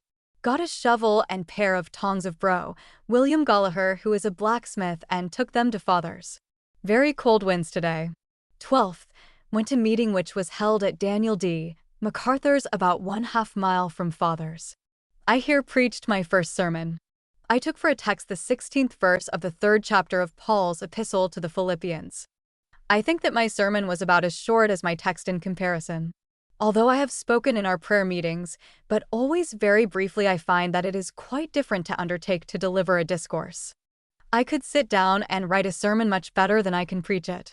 I have written a great many letters on the subject of the gospel as taught by the Latter-day Saints, which my relatives could not gainsay, but when it comes to standing up before a congregation to deliver a sermon, I find it an uffant think of anything to say. But still I am determined not to back out when called upon, but will do the best I can. The first prayer I ever made before any person was at Father Myers, when I was called upon by Mother Myers to offer up the family prayer. It was a terrible hard task, and perhaps what made it worse, my future wife was present. When I went to boarding there, I had to take my turn in reading a chapter and singing and praying morning and evening. Father Myers is very strict in his family worship. 13th. I went down to Father Myers again. 14th. Turned cold and snowed very fast. 14th. We went to Burton to attend a special conference which had been called to settle a difficulty between Isaac Ferguson and Joseph Clark. After a long harangue they came to trial. The final conclusion was that both make a confession, which they did, and shook hands, forgiving each other. 19th, Sunday. I stayed overnight with Bro Gallagher's, where the meeting was held today. Moses F. Clausen preached his first sermon, which was not very lengthy. Father Myers followed him and filled up the time. The elders have their appointments given out a week beforehand, so we all know when our turn comes and can prepare for it. 22nd. The weather is very cold today with high winds. 24th. Moses accompanied me up to Father's. 1 year today since I was baptized. 26th. Sunday and very cold and snowy. I went back to Mill Creek again. 28th. Snow is about 6 inches deep. I went to Burton and back yesterday. 29th. Went to Quincy and got my watch fixed. Very cool winds. April 1st, 1843. I got a letter from Sister Betsy. Warm today. Snow nearly all gone. 2nd, Sunday. Snowed about 4 inches. Did not go to meeting. 6th. I went to Quincy and purchased a pair of boots. 9th. Attended meeting at Burton. Franklin Allen preached followed by Father. The past week I worked for Father Myers. The ground is about settled. 16th. I worked for Father Myers again last week. Today is Easter Sunday. 22nd. Moses F. Clausen and I went to Quincy with a load of lumber. We have been running the sawmill for Father Myers. 23rd. I went up to Father's and went with him to meeting to Bro Joseph Clark's. Had a good meeting. The weather is very fine. 25th. I went down to Mill Creek to work again. 30th. Attended meeting at Burton. It fell to my lot to preach again. We had a good meeting. Moses C. and I went up to Father's after meeting. May 1st, 1843, I wrote a letter to Sister Betsy to inform her that I cannot go east this spring, after which I came back to Mill Creek to work again. 11th. I went to the Institute to get some furniture. I had been doing some turning for them, such as bedstead posts and table legs, for which they were to make me 2 bedsteads and a table. They did not have them done. The Institute is a place of learning where the pupils can work for their board and tuition. It is about 3 miles east of Quincy. There are 2 young Indians there now being educated. They look like pretty smart fellows. 12th. I went up to Father's. I feel quite unwell. Some rainy. 14th, Sunday. I feel better again. In the forenoon I went to meeting at Bro Joseph Clark's, and in the afternoon went down to Father Myers. 16th, Franklin Allen and I contracted with Father Myers for his sawmill and other property attached to it, and entered into bonds for the same. 20th, yesterday I went up to Father's and have been helping him plant corn. 21st, Moses C. accompanied me down to Mill Creek. 23rd. I walked to Quincy and from there to Father's. The distance is 20 miles. 24th. I returned to Mill Creek again. The weather is very warm. 28th. Had a heavy rain yesterday and today the creek is very high. 30th. I went to Quincy to purchase some things preparatory to taking a wife. 31st. Went to Burton and settled up accounts with P. Judy and William Gallagher, and then went up to Father's calling at Caleb Foster's and with him. June 3rd, 1843. I attended our quarterly conference. The Freedom Branch extended over so large territory, making it very inconvenient for all to attend meetings. It was thought best to divide the branch. This part of the branch still retains the name of Freedom. The other branch is called New Liberty, and I was elected clerk. Had a good conference. 6th. I went up to Father's to bring Father and Mother down to Jacob Myers to my wedding. I also engaged Elder Amos Jackson to marry us. 8th. I came down to Father Myers with Father and Mother, Isaac Ferguson, and my sister Almira, also Elder Jackson, to attend my wedding. About noon today, Artemisia Sidney Myers and I were joined together for life as husband and wife, Amos Jackson officiating. It was a very social gathering. Father and Mother have lived to witness the marriage of their last child. I think it is a great blessing to have the privilege of being raised up to manhood and womanhood by one's own parents. And I thank God for this privilege. It must be a consolation to parents that when they depart hence, to reflect that they are leaving no helpless children behind, to be cared for by others. An orphan's lot is often a hard lot. 25th. My wife and I went up to Father's on a visit. We enjoyed ourselves well. July 3rd, 1843, we returned to Father Myers again. I am now engaged in turning and chair making in company with Franklin Allen. 15th, Father Myers took his team, and Allen and his wife, and I and my wife went with him to Widow Moray's down to Mississippi Bottom Pike Company to attend meeting. I and my wife stayed at the widow's overnight. We never closed our eyes to sleep on account of the mosquitoes. 16th. The meeting today was well attended. There were 2 baptized by J. Myers. After meeting my wife and I went home with Bro. Sherman Brown, one of my old Greenwood neighbors, and stayed overnight. 17th. No mosquitoes last night, had a splendid sleep. Returned home today. 20th. Attended a special conference at Heman Heights. 25th. My wife and I went to Quincy with Father Myers to get things to keep house with. I have got my furniture from the Institute. 26th. We moved into a log cabin belonging to Father Myers near the sawmill and commenced housekeeping. I have made myself a very nice set of chairs and 2 rocking chairs. We were fixed very comfortable. 28th. I went up rainy today. August 4th, 1843, Franklin and I went to Quincy, where I purchased a few articles. 7th. We went up to Burton to attend the election. Took dinner at Mr. Judy's. 10th. I am 26 years old today. I have not been well a few days past. 22nd. The Methodists have been holding a camp meeting very near our house. We could not sleep nights on account of their noise. Yesterday afternoon their preacher requested the congregation to go out into the woods after the meeting was dismissed and have secret prayers. Soon after we could hear them praying in every direction, not much secrecy about it certain. They broke up their camp meeting today and went home rejoicing. September 2nd, 1843, attended our conference at Bro Heights. Elder E.P. Davis was tried before the conference for unchristian-like conduct in getting drunk, etc. It was decided to take his license from him. 3rd, Sunday. Conference convened at 10 a.m. Elder Hitchcock preached, after which E.P. Davis made his confession and was restored to full fellowship. I took down the minutes of the conference. 9th. I took my wife up to Father's for a visit. Cold northeast wind. 11th. It rained all day yesterday and did not go to meeting. Returned home today. 14th. I wrote some elders' licenses. It is getting very sickly, weather very warm. October 13th, 1843, there was frost on the night of the 7th INST. My health is very poor. I think that I am getting the ague. I have not worked any the past week. 17th. I had a terrible shake of the ague today which lasted about 3 hours. 18th. Sydney and I both shook with the ague today and no one to wait on us. 19th. We both shook again today. Father came down and took us home with him. I find that it is a good thing yet to have a father and mother. 20th. I missed my shake today, but am so sore that I can scarcely stir. 25th. We have both recovered from the ague and feel quite well again. November 2nd, 1843, we returned home today and found our things in a very confused state.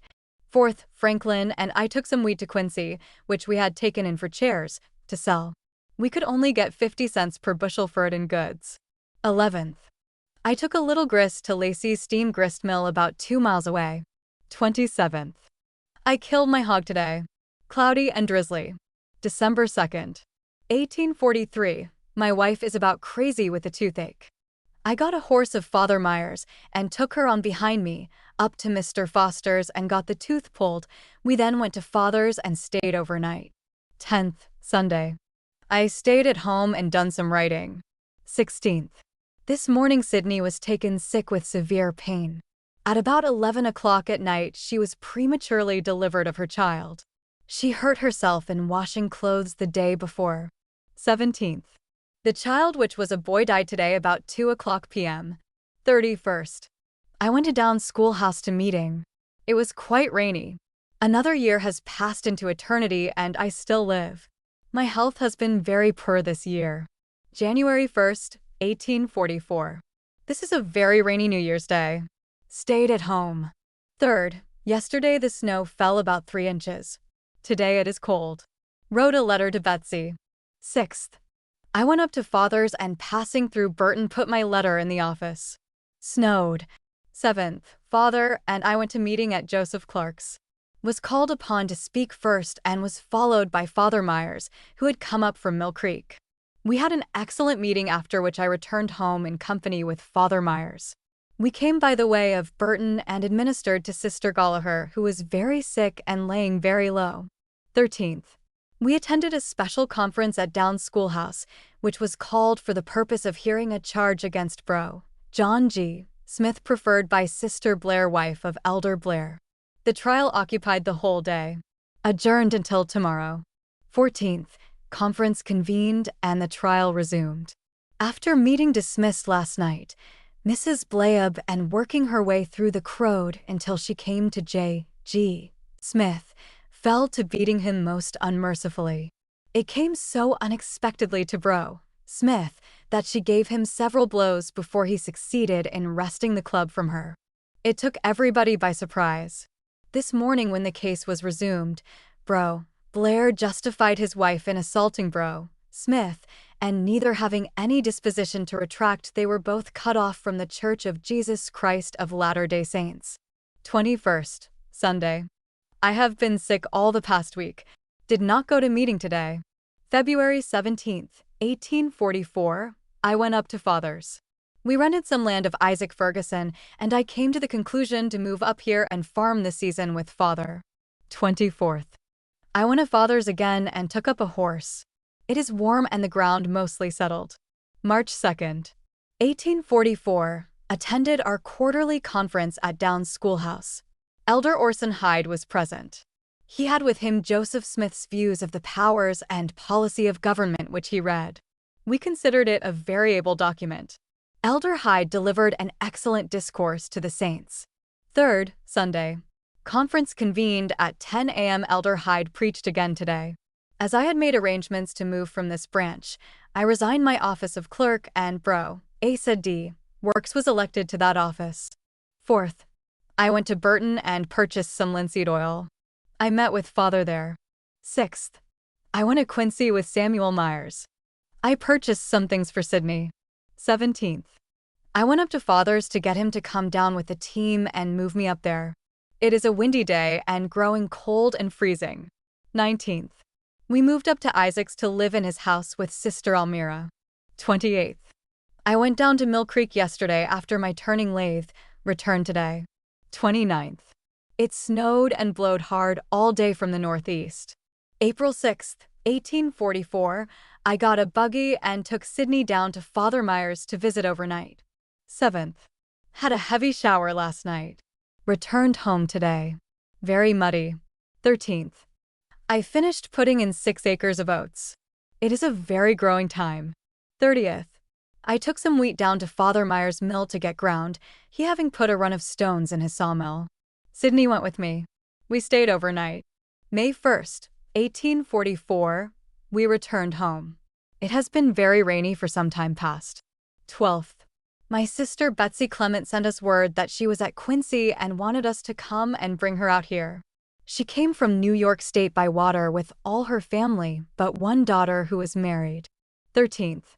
I went after Betsy and returned. It was a joyful meeting. We had not seen her for 7 or 8 years. Her children's names who came with her are Nancy, Albert, Elizabeth, Darius S., Mary Irene, and Thomas Alma. Sister Betsy and her husband joined the church several years ago. He died some few years since. 18th. I attended conference at Bro. Joseph Clark's and was elected clerk of the New Liberty branch. It continues very wet weather. 23rd. I went down to Father Myers after his mare to work and returned. 26th. Attended meeting at Bro. J. Clark's. After meeting I rebaptized Elihu Allen, Joseph Clark, and John B. Carpenter. We ordained E. Allen, A. priest, and Joseph Clark, a teacher. It is so wet that we cannot plant corn. 31st. Went to Quincy with Albert Clement and others. I purchased a brace and bits, shaving knife, and some other things. June 2nd. 1844. Was at meeting at J. Clark's. Weather clear once more. 8th. Been married 1 year. We finished planting corn today. 9th. Sunday. My wife with 5 others were rebaptized by Elder J. B. Carpenter. 11th. Sydney and I went down to Father Myers with Elihu Allen. Returned the 12th. 14th. I wrote a letter to my brother David. There is so much rain, corn cannot grow. 16th. Went to meeting. Father Myers preached. Sacrament was administered. It is reported that the citizens of Nauvoo have destroyed the printing press of the Nauvoo Expositor, and there is a great excitement in Hancock County. The Nauvoo Expositor is a most slanderous, libelous, and filthy sheet just started in Nauvoo by a set of apostates who are seeking the life of Joseph Smith and the destruction of the church. The city council declared it ignored the mayor to have it abetted, which was done. The type was scattered in the street and press destroyed.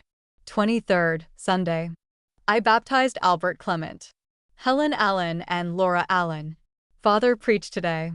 After he was through, some others spoke. Elder Carpenter arose and spoke in tongues, after which Hiram Clark, son of Joseph Clark, a young man, expressed his desire to be baptized. He seemed to be very much affected. We repaired to the water, and Elder Stevens baptized him, after which we assembled again, and Bro. Carpenter and I administered the sacrament. We understand that mobs are gathering in Hancock County, and there is great excitement throughout the state, caused by the lying reports of the apostates and anti-Mormons. The fuss has been brewing for some time. 28th, June 1844. Elihu Allen and I were working in the harvest field cutting his wheat when about 3:00 p.m. my wife came out and told us that word had just come that Joseph Smith and his brother Hiram was shot in Carthage jail yesterday afternoon. I said at once that it cannot be so, yet it so affected us that we dropped the cradle and rake and went home. We found that the word had come so straight that we could no longer doubt the truth of it. We all felt as though the powers of darkness had overcome and that the Lord had forsaken his people. Our prophet and patriarch were gone. Who now is to lead the saints? In fact, we mourned as one mourneth for his only son. Yet after all the anguish of our hearts and deep mourning of our souls, a spirit seemed to whisper, all is well. Zion shall yet arise and spread abroad upon the earth, and the kingdoms of this world shall become the kingdom of our God and his Christ. So we felt to trust in God. 30th, Sunday. The saints assembled in meeting. All felt to mourn for our loss of the prophets of God. Nevertheless, all seemed to be strong in the faith, believing that the Lord would overrule all things for the good of his people. Last Friday, a mob gathered in Columbus and took all the firearms from the few saints living there and also at liberty near this place, but did not molest us. The same day at evening, the governor came to Columbus on his way to Quincy. He seemed to be very much frightened. As he had been at Carthage and Nauvoo with quite an army of militia and mobbers, he was well acquainted with all the facts in the case. He told the people that while Joseph Smith and Hiram Smith were in Carthage jail awaiting their trial, and as he supposed were safely guarded from the mob, and while he was absent to Nauvoo, a mob of 150 or 200 with painted faces overpowered the guard and broke into the jail, killing Joseph and Hiram Smith and wounding John Taylor. For the facts in the case of this high-handed murder, see the Church History, also 135 section of Book of Doctrine and Covenants. Governor Thomas Ford's talk allayed the excitement of the people in a great measure, and no more proceeding against the saints were adopted. July 7th, 1844. The excitement in this part of the state has subsided, and I think that honorable men begin to see what fools they have been, to think that a few Mormons was going to overrun the state of Illinois and massacre women and children, and all this while the Mormons themselves were scattered with their families throughout the entire state. No Latter-day Saint ever thought of such a thing, but have been qui their harvest and other business, willing to leave it all in the hands of the Lord, who hath said, "Vengeance is mine, and I will repay." I worked all last week harvesting. The rainy weather still continues. 10th. I feel quite unwell today. The weather is very hot and unhealthy. 14th. I attended meeting today although I feel very feeble. 17th. Sister Cordelia MacArthur died today. She is the daughter of Bro. Joseph Clark and wife of Daniel D. MacArthur. She leaves an infant boy. 19th. Bro. Hiram Clark, who was baptized about 1 month ago, died today. He was a brother to Sister MacArthur. He died of the inflammation of the bowels. 21st. Went to meeting. I had to take the lead. It is getting drier weather. 24th. I took some wheat to Quincy to sell. It is very low. Rained again. August 1st, 1844, Sydney and I went down to Father Myers on a visit. Showered again. 5th. Election day. We went home yesterday and today I went to Burton to vote, after which I went down to Father Myers again. 7th. Sydney and Lavina Myers went with me to Quincy today. I bought cloth for a coat. 9th. I went to Quincy again yesterday with Samuel Myers and returned home with Sydney today. The weather is very warm. 10th. I am 27 today. I worked all day stacking our oats. 11th. Went to meeting. Father and Father Myers preached, had a good meeting. 12th. I want to help drive some tithing cattle to Quincy, the proceeds of which is to be applied in building the temple at Nauvoo. 14th. I took Mother and my wife to Father Stevens on a visit. Sister Stevens is a distant relative of Father's on the Barker side. 15th. I have had Father Myers' buggy here some time. Today I took it home. September 6th, 1844, went to Mill Creek with my wife and Albert Clement. We found Samuel Myers sick, but was getting bet he had been very sick. We stayed at Father Myers over Sunday and returned on Monday. 14th. Having made arrangements to go back to Mill Creek to live again, I moved down there today. We will stop at Father Myers a short time. 28th. I have been several times up to Father's. The season has been so wet that we did not raise any corn, and the oats were very light. I did not make anything much in farming. We are going to work at chairs again. October 7th, 1844, Samuel Myers went with me up to Father's, returned at night. 25th, Franklin Allen and I started for Nauvoo. We stayed overnight at Mr. Lindsay's. 26th. We arrived at Nauvoo about sundown. We stopped at William Weeks. Quite cold. 27th, Sunday. We attended the meeting of the 70s at their hall. We were ordained to the office of 70s under the hands of President Joseph Young and Henry Jacobs. President J. Young made some excellent remarks. 28th. We went to see Bro. Duncan MacArthur, with whom we were well acquainted. Having learned that he was one of the number who had been appointed to teach the principle of celestial marriage to the saints, according to the Revelation, D&C 132, given to Joseph Smith on that subject, we desired to get some correct information on that principle. The doctrine having never been taught publicly, there were all sorts of reports concerning it. He very willingly taught and explained to us that doctrine in such a simple manner as to remove all prejudice we had against the doctrine of plural marriage. He showed us the necessity of marriage for eternity in order to obtain an exaltation in the celestial kingdom. I felt to rejoice that the doubts and fears that had been resting on my mind with regard to plural marriage caused by the traditions of the fathers were all removed.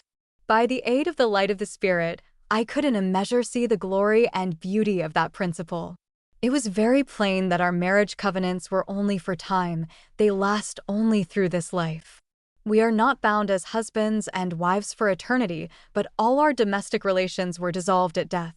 We learned that the celestial law binds for time and eternity, and our connection as husbands and wives, parents, and children never ceases in time nor all eternity, and we will continue to increase while eternities roll around. We went and looked at the temple and in the afternoon started for home. Went 4 miles south of Nauvoo and stayed overnight at Bro. E. Hanks. 29th. We traveled as far as Morley Settlement and stayed overnight with Cousin M. Clausen. 30th. We arrived at home about 2:00 p.m. The weather was very fine. November 1st, Sydney and I moved to ourselves again in the log cabin where we used to live. We were very glad to be to ourselves again, for we had not been since we left here. November 2nd, 1844. Yesterday I went up to Father's after my hogs and hens and returned today. Albert Clement came down with me to go to work at Chairs. 9th, Franklin Allen and I concluded to haul some wood to Quincy to sell and get us some store goods. I went today with a load. We get 52.00 per cord in goods. The wood has to be chopped 4 feet in length and white ash at that. 11th, took a load of wood to Quincy again. Had a drizzling rain all day. 21st, I got Mr. C. Foster to pull 2 of my teeth. Hauled 3 loads of hay from Father's this week. 25th, went up to Father's again and got a fat hog and a load of oats. December 1st, 1844, very pleasant. I took 3 load of wood to Quincy last week. Got some boots, etc. 8th, went with Father Myers to conference at Downs Schoolhouse. I was elected clerk of Freedom Branch again. Elder James Braden was disfellowshipped for dishonest dealings with his stepdaughter. 15th, very cold. We have been to work in the shop the past week. 25th, Monday, Tuesday, and today I have been helping F. Allen haul his hay from Mr. Pond's. We made a trip a day. This evening, I with my wife and Albert Clement went by invitation to Bro. Abraham Miller's to partake of a Christmas supper. We had a very agreeable time. The weather is very warm for Christmas. 31st, December 1844, another year has rolled around, and I am yet in the land of the living, for which I feel to thank my God for his goodness and long-suffering towards me. But when I take a retrospective view of my life for the year past, I find that I have been rather slothful in keeping the commandments of our Lord and Savior. Any times I have erred through weakness of the flesh, but as many times I have gone to my Father in heaven to ask his forgiveness, and have obtained it. But instead of going on from knowledge to knowledge as I should have done, I have given way to the temptations of the evil one. Thus we can see the frailties of human nature, and except a person is continually led by the Spirit of God, he is liable to be led astray by the cunning devices of Satan. Now we can see the necessity of keeping the command of the Savior, which says, "Watch and pray lest ye enter into temptation." Here then, we find that prayer is one of the greatest duties enjoined upon us in order to guard against I am well convinced by experience that it is utterly impossible for a person to retain the Spirit of God without attending regularly to their prayers. By prayer many times our faith is increased, our minds enlarged, and our souls are made to rejoice with joy unspeakable and full of glory. Yes, when the saint of God is cast down and nearly worn out with afflictions and persecutions, he then pours forth his soul in fervent prayer to the Almighty in secret. He who seeth in secret fills his heart with joy and peace by giving him a foretaste of that glory which is laid up for the righteous. Thus he becomes more firm in the faith and is better prepared to withstand the scoffs and scorns and persecutions heaped upon him by an ungodly world. It is through prayer in the name of Jesus that we make known our desires to our Father in heaven and receive whatsoever we ask for in faith. When a person prays by the Spirit of God, he has the mind of God. Therefore he asks for those things which it is the mind of God to give him, and it is the mind of God to give him such things as will be for his benefit. Hence how necessary it is to pray with the Spirit that we may obtain the blessings that we ask for, and not ask amiss. This year has witnessed the murder of 2 of the best men that this generation could boast of. Joseph and Hiram Smith were murdered in cold blood in Carthage jail, and their blood is now crying from the ground to God for vengeance, which he will avenge in his own due time, for he will avenge the blood of his saints, when their enemies are fully ripened in their iniquities. The church is now under the direction of the 12 apostles. After Joseph Smith's death, Sidney Rigdon, being one of his counselors, set up his claim for the presidency, but was rejected, and the 12 were sustained by the great body of the church. Rigdon then went to Pittsburgh, Pennsylvania, to establish his church. He says that those who adhere to the 12 are the foolish virgins, and those who go with him are the wise. But according to the scripture there were as many wise as foolish, consequently Rigdon and his followers cannot be the wise, for but a very few who belong to the church followed him. I have had very poor health the past year and have not earned much but made out to live. Chapter 6, January 1st, 1845. I worked in the shop today. Father and Sister Betsy came down to make us a visit. It is very warm weather and the frost is all out of the ground. 4th, I went to Quincy with another load of wood and purchased a pair of shoes. 5th, Sunday. The conference was held at my house today. Abraham Miller was disfellowshipped. E.P. Davis preached a short discourse. 12th. My wife and I have both been sick with a cold the past week.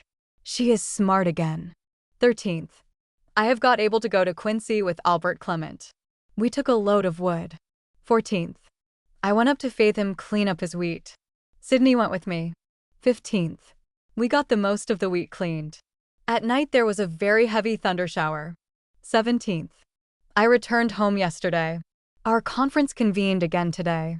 A. Miller was restored to fellowship, also James Braden. February 9th, 1845. Meeting was held at my house again. The weather is very pleasant. 14th. Elder George D. What came to Father Myers this week on a mission to the saints throughout the state of Illinois. Today we attended meeting at Bro. Downs. Elder What delivered his message to the saints, which in substance was this. The 12 had sent him to say to the saints that it was the will of the Lord that all the saints scattered throughout the state to gather into Hancock County as soon as they could reasonably do so. Had a good meeting. 17th. Elder What wished me to accompany him up to the New Liberty branch. I done so, walking on foot. We stayed overnight at Father's. 18th. The members of the Columbus and Liberty branches assembled at Isaac Ferguson's and Bro. What preached a very excellent discourse, of which many arose and bore testimony. I returned home after meeting. It is very warm weather. March 2nd, 1845. Our conference convened today. It was so very cold that I did not attend. 10th. Yesterday Sydney and I went up to Father's on a little visit. Returned today. 16th. I attended meeting at Bro. Martin's. Elder Packard preached. 26th. Isaac Ferguson and Mother came down today to see us and stayed overnight. 30th. Albert Clement and I went up to Father's intending to go from there to Nauvoo. April 2nd, 1845. I started for Nauvoo with J. Clark. He was moving his family to China Creek 12 miles south of Nauvoo. We stayed overnight 3 miles from Bear Creek. 3rd. We arrived at China Creek, where Bro. Clark had rented a place. I, Ferguson, A. Clement and myself looked around some to find a place. Isaac partly bargained for one close by the place that J. Clark stopped on. We went on towards Nauvoo and stayed overnight 8 miles south of that place. 4th. Went on to ND. I put up at Mother Moore's place, who had moved there from Pike County. She had been a member of Freedom Branch. Her son Enoch lived with her. 6th. General Conference commenced today. The wind blew terribly from the north, and they had to move the meeting into a hollow to get sheltered from the wind. Brigham Young presided. The congregation was very large, although it was so windy. We had excellent preaching. I joined the 9th quorum of 70s. 7th. I took a severe cold yesterday and the wind blows very cold this morning, but I thought that I would attend conference, which I did in the forenoon, but I had to go to bed in the afternoon with a severe pain in my side. Brigham Young said today, from henceforth let this place, Nauvoo, be called the City of Joseph. The congregation today was estimated at 20,000. 8th. I was not able to attend the conference in the forenoon, but went in the afternoon. It was adjourned after meeting until the 6th of next October. 9th. The 70s held a general conference today. 3 new quorums were organized. There are now 24 quorums. I left the city about 4 o'clock and went down as far as Bro. Skinner's and got a chance to ride home with Bro. Amos Jackson, who lives near Father's. We drove on about 5 miles further and stopped overnight with Bro. Adams, who used to live in Columbus. 10th. We took a new route going home, passing near Knowlton Settlement and then near Woodville and through Columbus. I stayed at Father's overnight. 11th. I started out early this morning and walked home, where I arrived about 7 o'clock a.m. My health continues very poor. 17th. Isaac Ferguson has got a place near Montebello on China Creek and Father, and I have concluded to move up there too and take up new land. 21st. I went up to Father's to make arrangements about moving. 24th. There was a terrible storm, and the wind blowed a great deal of timber down and done considerable damage on Columbus Prairie. 25th. Mill Creek is very high. I am now beginning to prepare to move. May 4th, 1845. I started bag and baggage for Hancock County and went up to Father's to go with him. 5th. We all started this morning about 8 o'clock. Had a good time and traveled about 20 miles and stopped 3 miles northwest of Fairfield. 6th. Resumed our journey. We found the buffalo gnats very troublesome today. We arrived at Isaac Ferguson's about sundown, all well. He had moved up a short time previous. Father left his hogs with Mr. Leverett to fatten on shares. 7th. I moved into a room of Bro Clark's house until I can build a house. 11th. We went to Nauvoo to meeting. William Smith, brother of the prophet, preached to a very large congregation. Meeting was commenced when we got there, and I did not hear much of the forenoon sermon. In the afternoon his text was, "Strive to enter in at the strait gate," etc. He preached an excellent discourse teaching humility and holiness of heart without which no man can see the Lord. He exhorted the saints to put away all vulgarity and profanity, for these things cannot enter into the kingdom of heaven. At 4 o'clock we attended the 70s conference. There were about 16 ordained 70s and some other business transacted. We started home a little before sundown where we arrived at 11 p.m. 12th. We commenced planting corn today. The weather is getting very dry. 15th. The 12 have appointed today for fasting and prayer to the Lord, beseeching him to protect his saints from mob violence and to give them peace, that the building of the temple be not hindered, neither other works the Lord has assigned them. Meeting was held in this branch, which is called Montebello Branch. Dr. Spurgeon is presiding elder. There seems to be a division with the saints here. Some claim another organization. They live below us on the creek and hold their meetings by themselves. Father generally attends their meetings and thinks that they are in the right of it. I think that it will all come around right, inasmuch as they are honest. 20th. We finished planting our corn. The weather is dry and cool, some appearance of rain. 31st. Isaac F., Thomas Clement and I went to Nauvoo. I purchased a few things. June 1st, 1845, attended meeting and then returned home. We had good preaching.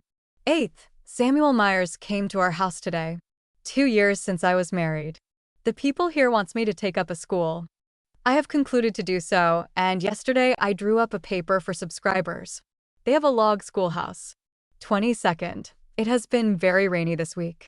I moved last Saturday into Father's shanty with him. 27th. It has been very rainy for some time. It is warm now and corn grows very fast. 29th. We attended meeting. Elder Benson and President B. Young preached in the forenoon. In the afternoon John Taylor preached. We returned home at night. July 6th, 1845. I am getting along well with my school. Attended meeting at the schoolhouse. August 10th, 1845. My birthday again. I went to meeting and heard Bro Hitchcock preach. 11th. Father and I, and some others went to the election which was held a little above Montebello on the banks of the Mississippi River. Mother was taken sick today. 12th. We finished raising my log house today. It is very showery nowadays. 13th. Mother is very sick today. Has a high fever and is delirious. Got my house covered. 14th. Father was taken sick.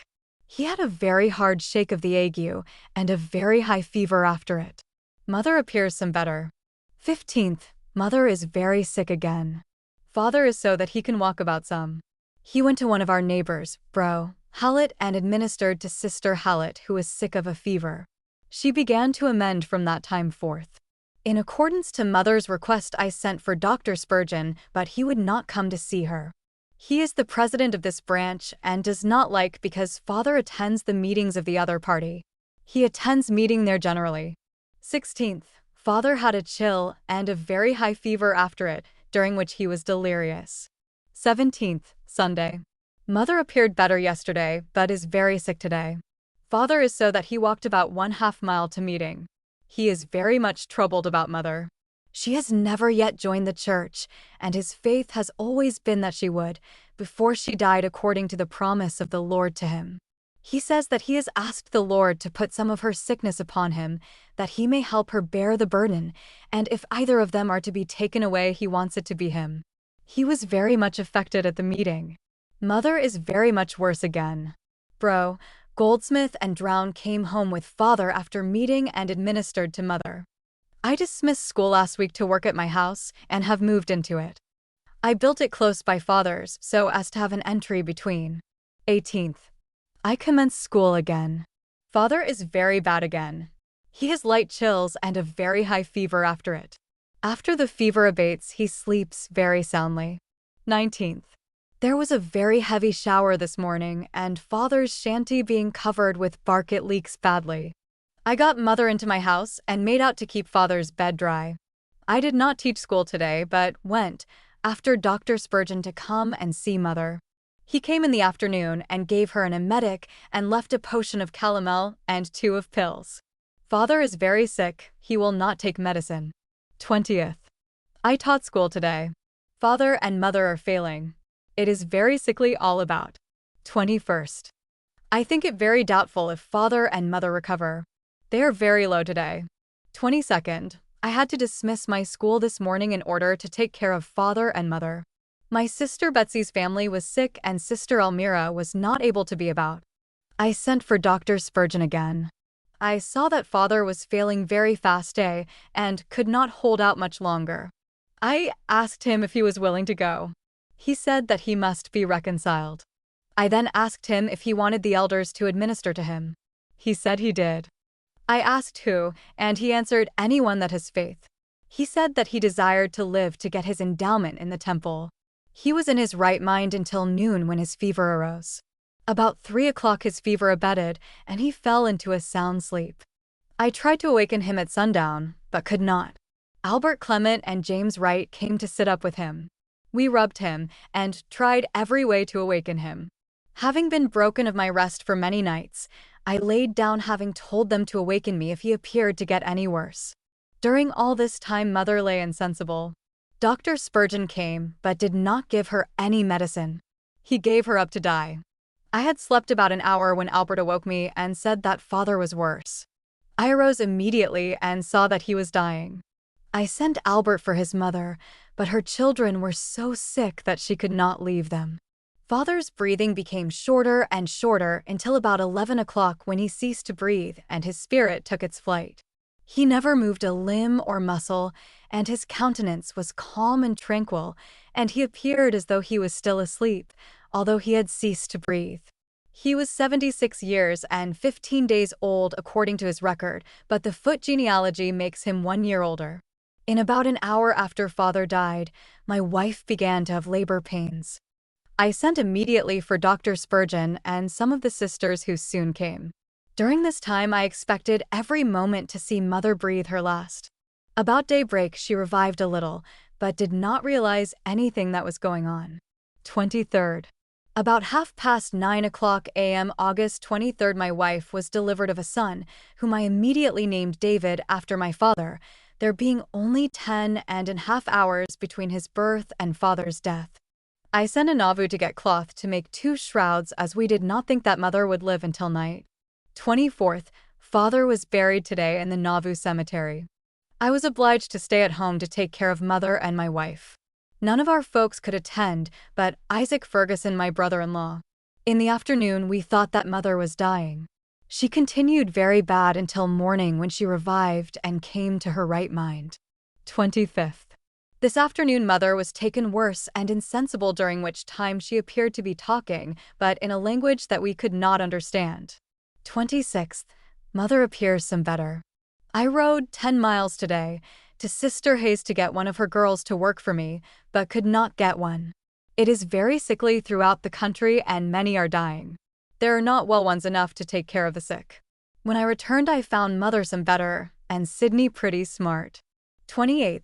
Mother is better, and I begin to think that she will recover. She asked me where father was, as she had not seen him. I told her that he had gone to Sister Clarissa. It seemed to affect her very much. She said she had thought it strange that he did not come to see her. She did not know of anything that had transpired for several days. I have to do all the housework and wait on the sick. 30th. I went again to get a hired girl, but did not succeed. Mother had a very high fever again when I came home and was out of her right mind again. Her fever left her about sundown, and she appeared much better. 31st. Mother and Sydney are quite smart today. I feel very lonely since Father's death.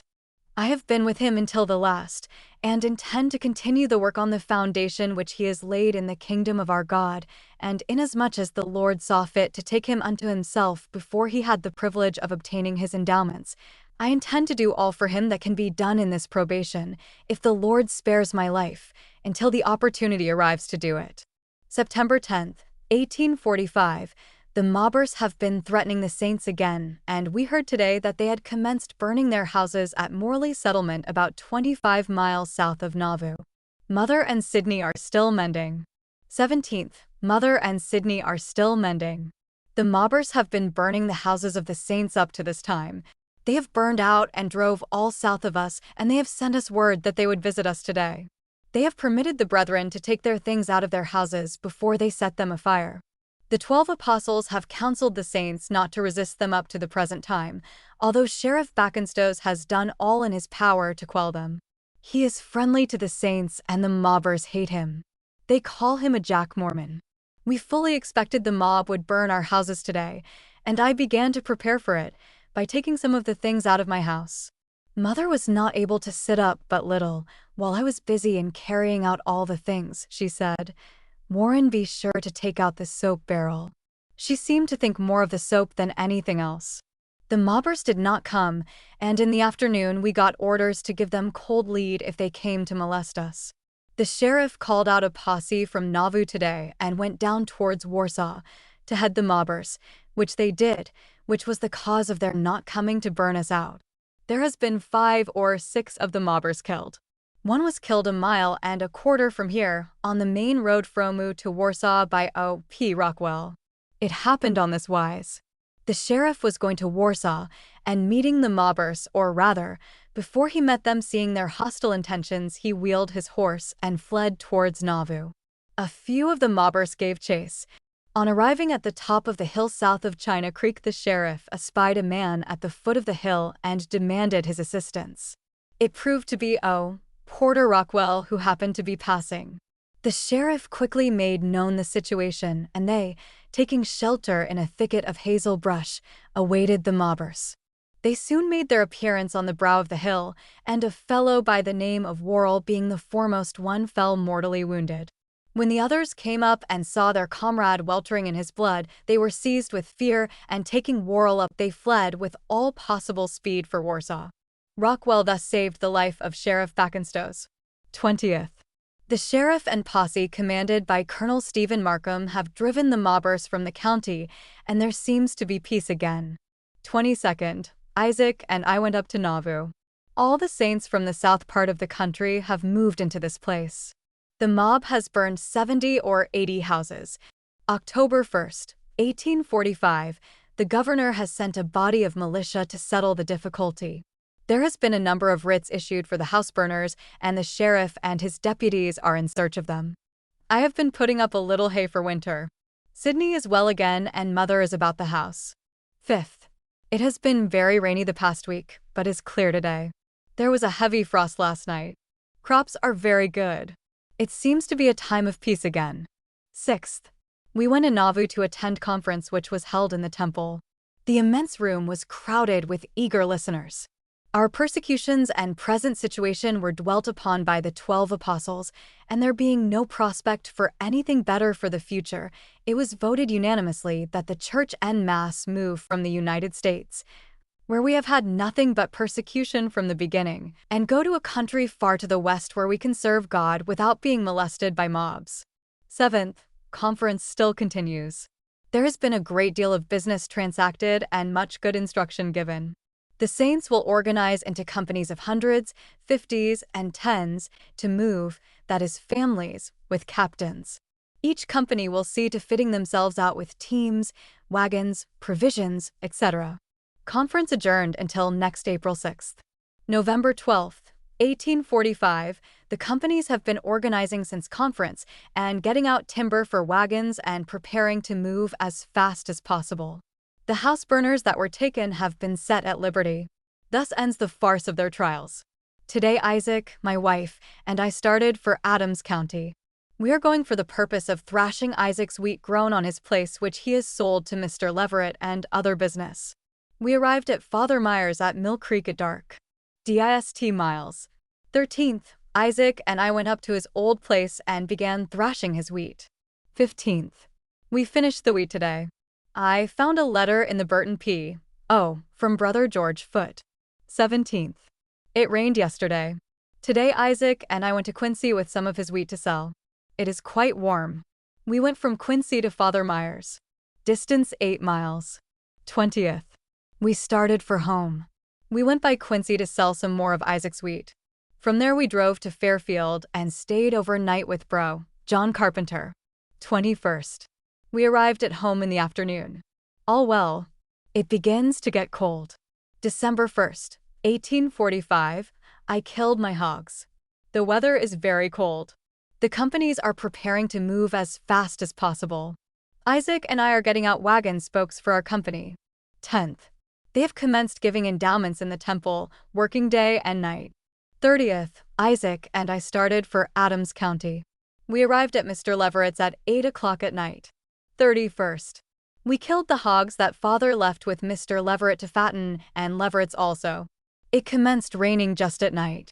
This closes another year. January 1st, 1846. It continued raining all day. Our hogs, which we left hanging up last night, fell down in the mud, and we had to wash them again. 2nd. We went to Quincy with our pork, which we sold for $3.25 per hundred. We purchased some things and went out to Father Myers. 3rd. We started for home, went as far as Fairfield, and stayed overnight at Bro. Carpenter's. 4th. It is very muddy traveling. We got home just at night. Found all well. 6th. Samuel Myers came to see us. He had been to Nauvoo. 18th. Isaac Ferguson and I went to Nauvoo to attend our quorum meeting. He also belongs to the 9th quorum of 70s. Had a good meeting. 19th. Our names was put down on Thodeui to receive our endowments. 22nd. Isaac and his wife Elmira, my sister, and I and my wife started for Nauvoo for the purpose of getting our endowments. We stayed overnight at Bro. Ripley's. 23rd. We went up to the temple of the Lord. The endowments are being given in the upper rooms. My sister is so feeble that she has to be carried up. After receiving our endowments, I and my wife went down to Bro. George A. Smith's, who had married my sister Betsy's daughter Nancy for his third wife. Bro. Smith was at home. He related to us what a trial it was to him to receive the revelation on plural marriage. It was first made known to him by the prophet Joseph. He did not feel at first as though he could receive it as from the Lord. But again he knew that Joseph was a prophet of God, and he durst not reject it. Thus he reasoned with himself, until he obtained a testimony from the Lord for himself. George A. Smith's father, the patriarch of the church, John Smith, lived in a room adjoining. My wife and I went in to get our patriarchal blessings, which we received under his hands as follows, omitted. Our son David was also blessed by Father John Smith at the same time. He has been very puny up to this time. We feel very thankful to our Father in heaven that we have been accounted worthy to enter into his temple and receive the ordinances. We were not sealed as there was such a crowd that they had not time to attend to it. 24th. My wife is 17 years old today. We returned home. Feel rather unwell. 29th. They are still giving endowments as fast as they can, as they will soon have to stop and leave for the west. Rainy today. February 2nd. 1846. I attended my quorum meeting yesterday and returned today. 5th. Isaac and I went over to Keokuk in a skiff to get some flour. Did not get any. A man and his wife wished to accompany us back. The skiff being very small, I felt very reluctant to take them in, but Isaac thought that we could. We made out to return safely, although the water came near to the top of the skiff. I felt relieved when we struck the shore. The Mississippi is about 1 mile wide here with a strong current, being at the head of the rapids. They have ceased giving endowments, and some of the 12 and others are starting for the west. President Brigham Young leads the company. 8th. Sydney is quite unwell today. I did not go to meeting. 18th. Sydney is well again, but mother was taken sick about 1 o'clock p.m. weather cold. 19th. Mother is no better. She informed us for the first time that she has had a rupture for some years. It came down yesterday and she could not replace it. If this nothing will pass her bowels. 21st. Mother is not any better. She does not eat anything but bread and water and vomits that up soon after eating. I sent for Dr. Spurgeon, but he could not help her. He told us what to do for her. We tried it, but it was of no use. 25th. Mother continues very bad. She throws up all her food, which smells very bad. I got Isaac to go to Nauvoo to get a doctor.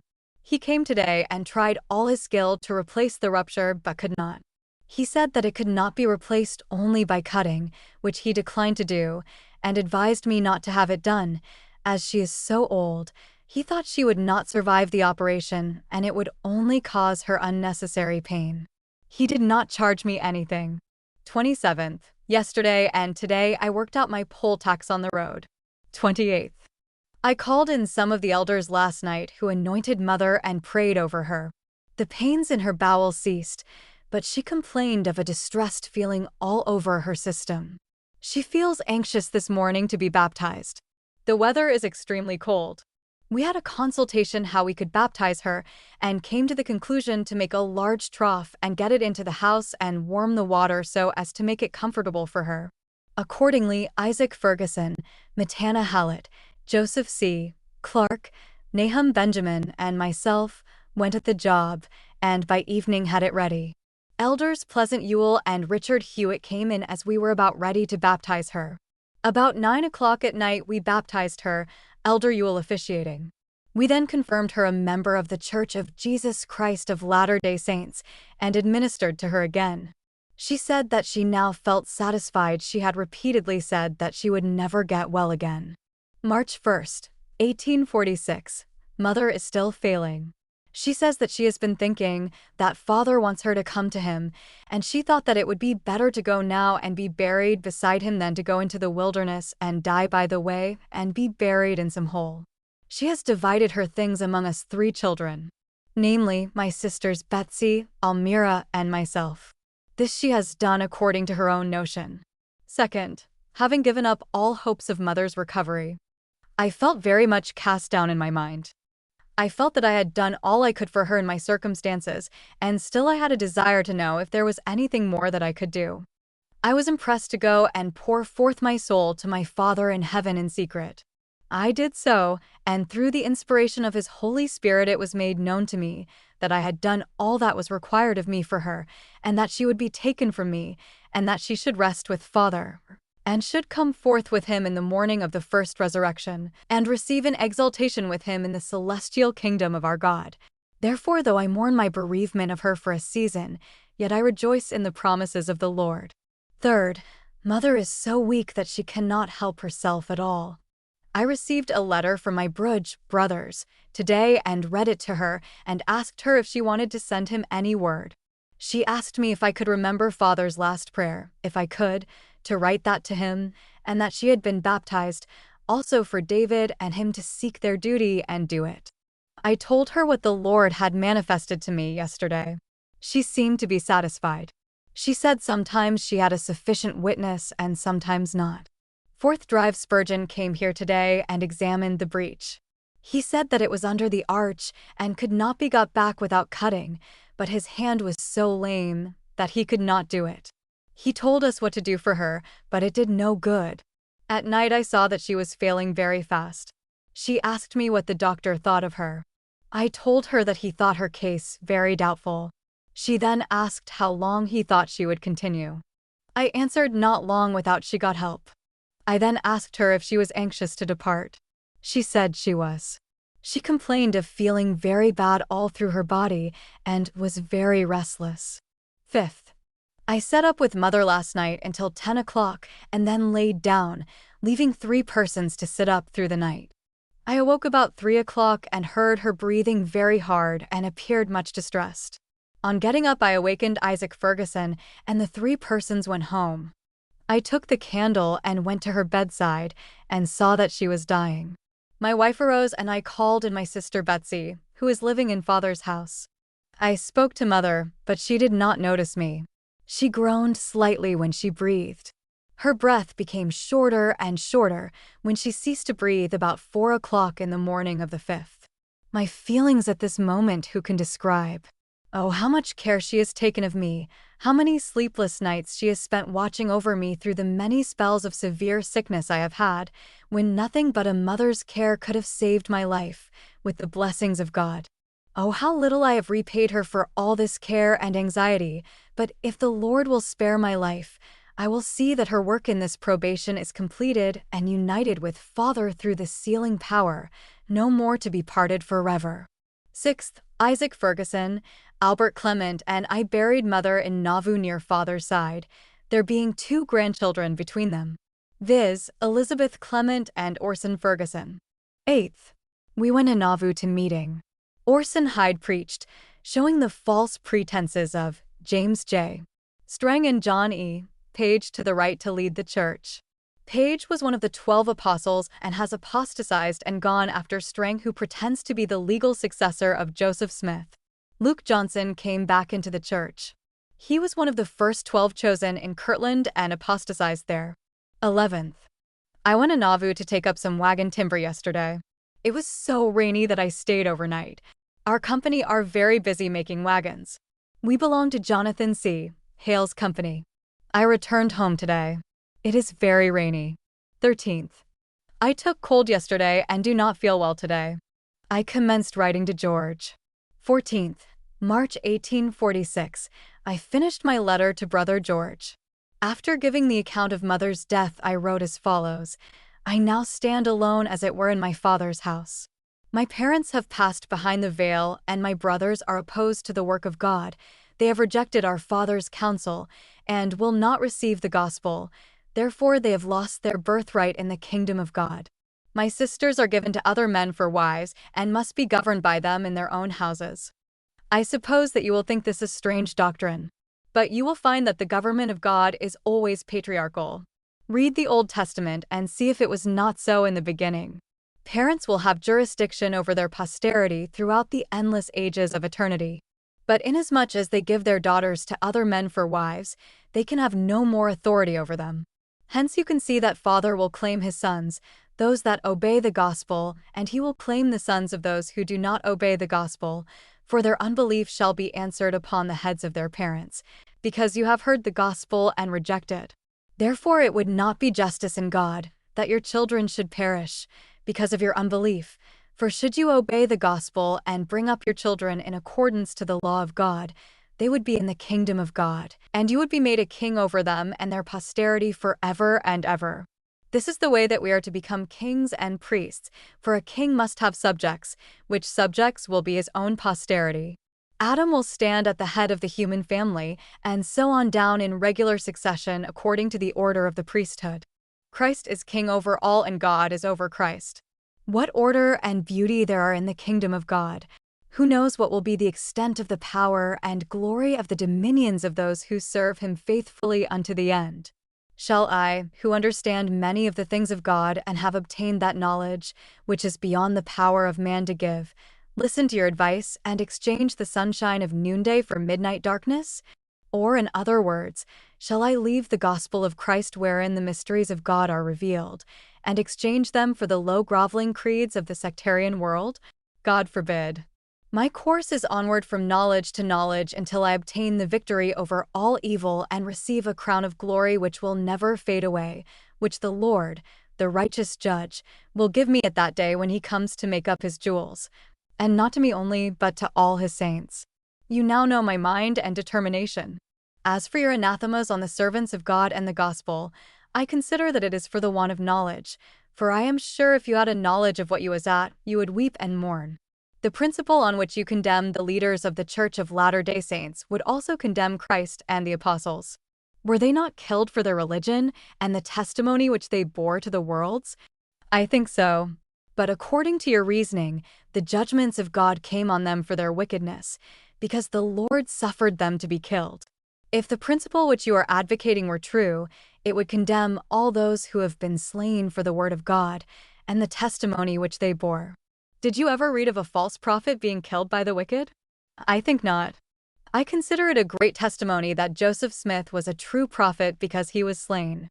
For I know that all classes of people from the Blackleg to the most sanctified sectarian priest were combined for his destruction and are now persecuting the Church of Christ. There are priests who have the honor of belonging to the church of which you are a member, who are busily engaged in exciting the minds of the people by reporting the most hellish lies which their black hearts could invent, thereby urging the rabble onto deeds of violence and bloodshed. There are plenty of living witnesses to prove this should you desire further testimony. There are hundreds of such cases which I could write, but let this suffice. Now, if you subscribe to such acts, how much better are you than the actors? I cannot think that you do. But such acts as the foregoing are committed by those who are members of your church, for I have seen it. O my brother, come out from her that you receive not of her sins, and be not partaker of her plagues. For the blood of the prophets and righteous men do stain her garments. Woe, woe be unto her, saith God, for I will avenge the blood of my saints. And woe be unto those whose garments are stained with their blood, for awful is their doom, and bitter is their punishment.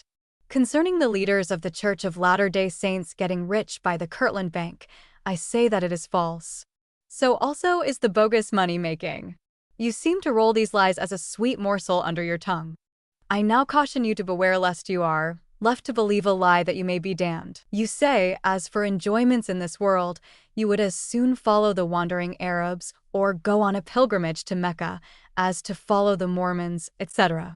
What said the Savior? He that is not willing to leave father or mother, wife or children, house or lands, for my sake is not worthy of me. Old King David said, speaking of the last dispensation, gather my people together, those who have made a covenant with me by sacrifice. Now if you are not willing to sacrifice all earthly enjoyments for Christ's and the gospel's sake, you have no promise of salvation. These enjoyments are as dear to me as any other person, but I'm willing to sacrifice them all for Christ's and the gospel's sake, knowing that I shall receive a crown of glory if I am faithful to the end. You say that I do not believe the Bible or all of it. Let me certify to you that I believe the whole Bible inasmuch as it is translated correctly, the Book of Mormon and the Book of Doctrine and Covenants. And now I will tell you plainly that you cannot be saved in the celestial kingdom of God, only in the Church of Jesus Christ of Latter-day Saints, and your quotation, see Acts 10th chapter 14th and 15th verses, bears me out in this assertion. For no person can work the work of righteousness contrary to the law of God, for his law is the same to all nations, and it takes the same ordinances to fulfill the law in one nation that it does in another. Hence you see that although they are of many different nations, they have the same spirit and understand the same things pertaining to the gospel. Peter saw that the Gentiles had received the same gospel and understood the same things that he did, therefore he saw that they were accepted of God. You say that the prophecies of Joseph Smith have not come to pass. I can bear testimony that some of them have come to pass, and the others will in the due time of the Lord. You think that I am of a wandering disposition. I am not naturally so. But the Lord has made known to me my duty, and woe be unto me if do it not. I must carry on the work that our Father began. What a consolation it would be to me if I had a brother according to the flesh to assist me in the great work. But I have none. I am deprived of this privilege, but I put my trust in God who sticketh closer than a brother. Now my brother, I must close. I have faithfully warned you, and from henceforth my garments are clean from your blood. If you perish with your eyes open. I take heaven to witness this day that I have laid the gospel before you according to the best of my ability in all my letters warning you. Think of these things when you see the judgments of God coming heavily on our nation. My course is onward if I have to go alone in my Father's house.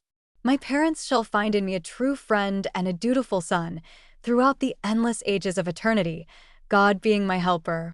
We are all as well as usual. We expect to start west the latter part of April. We are not going to Vancouver Island, Canada. It had been reported that we were going to Vancouver Island, nor to California. We shall probably settle in the Rocky Mountains. I think that we will still have a chance to correspond with each other. I want you to write immediately so that I can get a letter from you before I go away. If I do not, I will write to you frequently until I get settled in the West. One company has gone and another will start in April.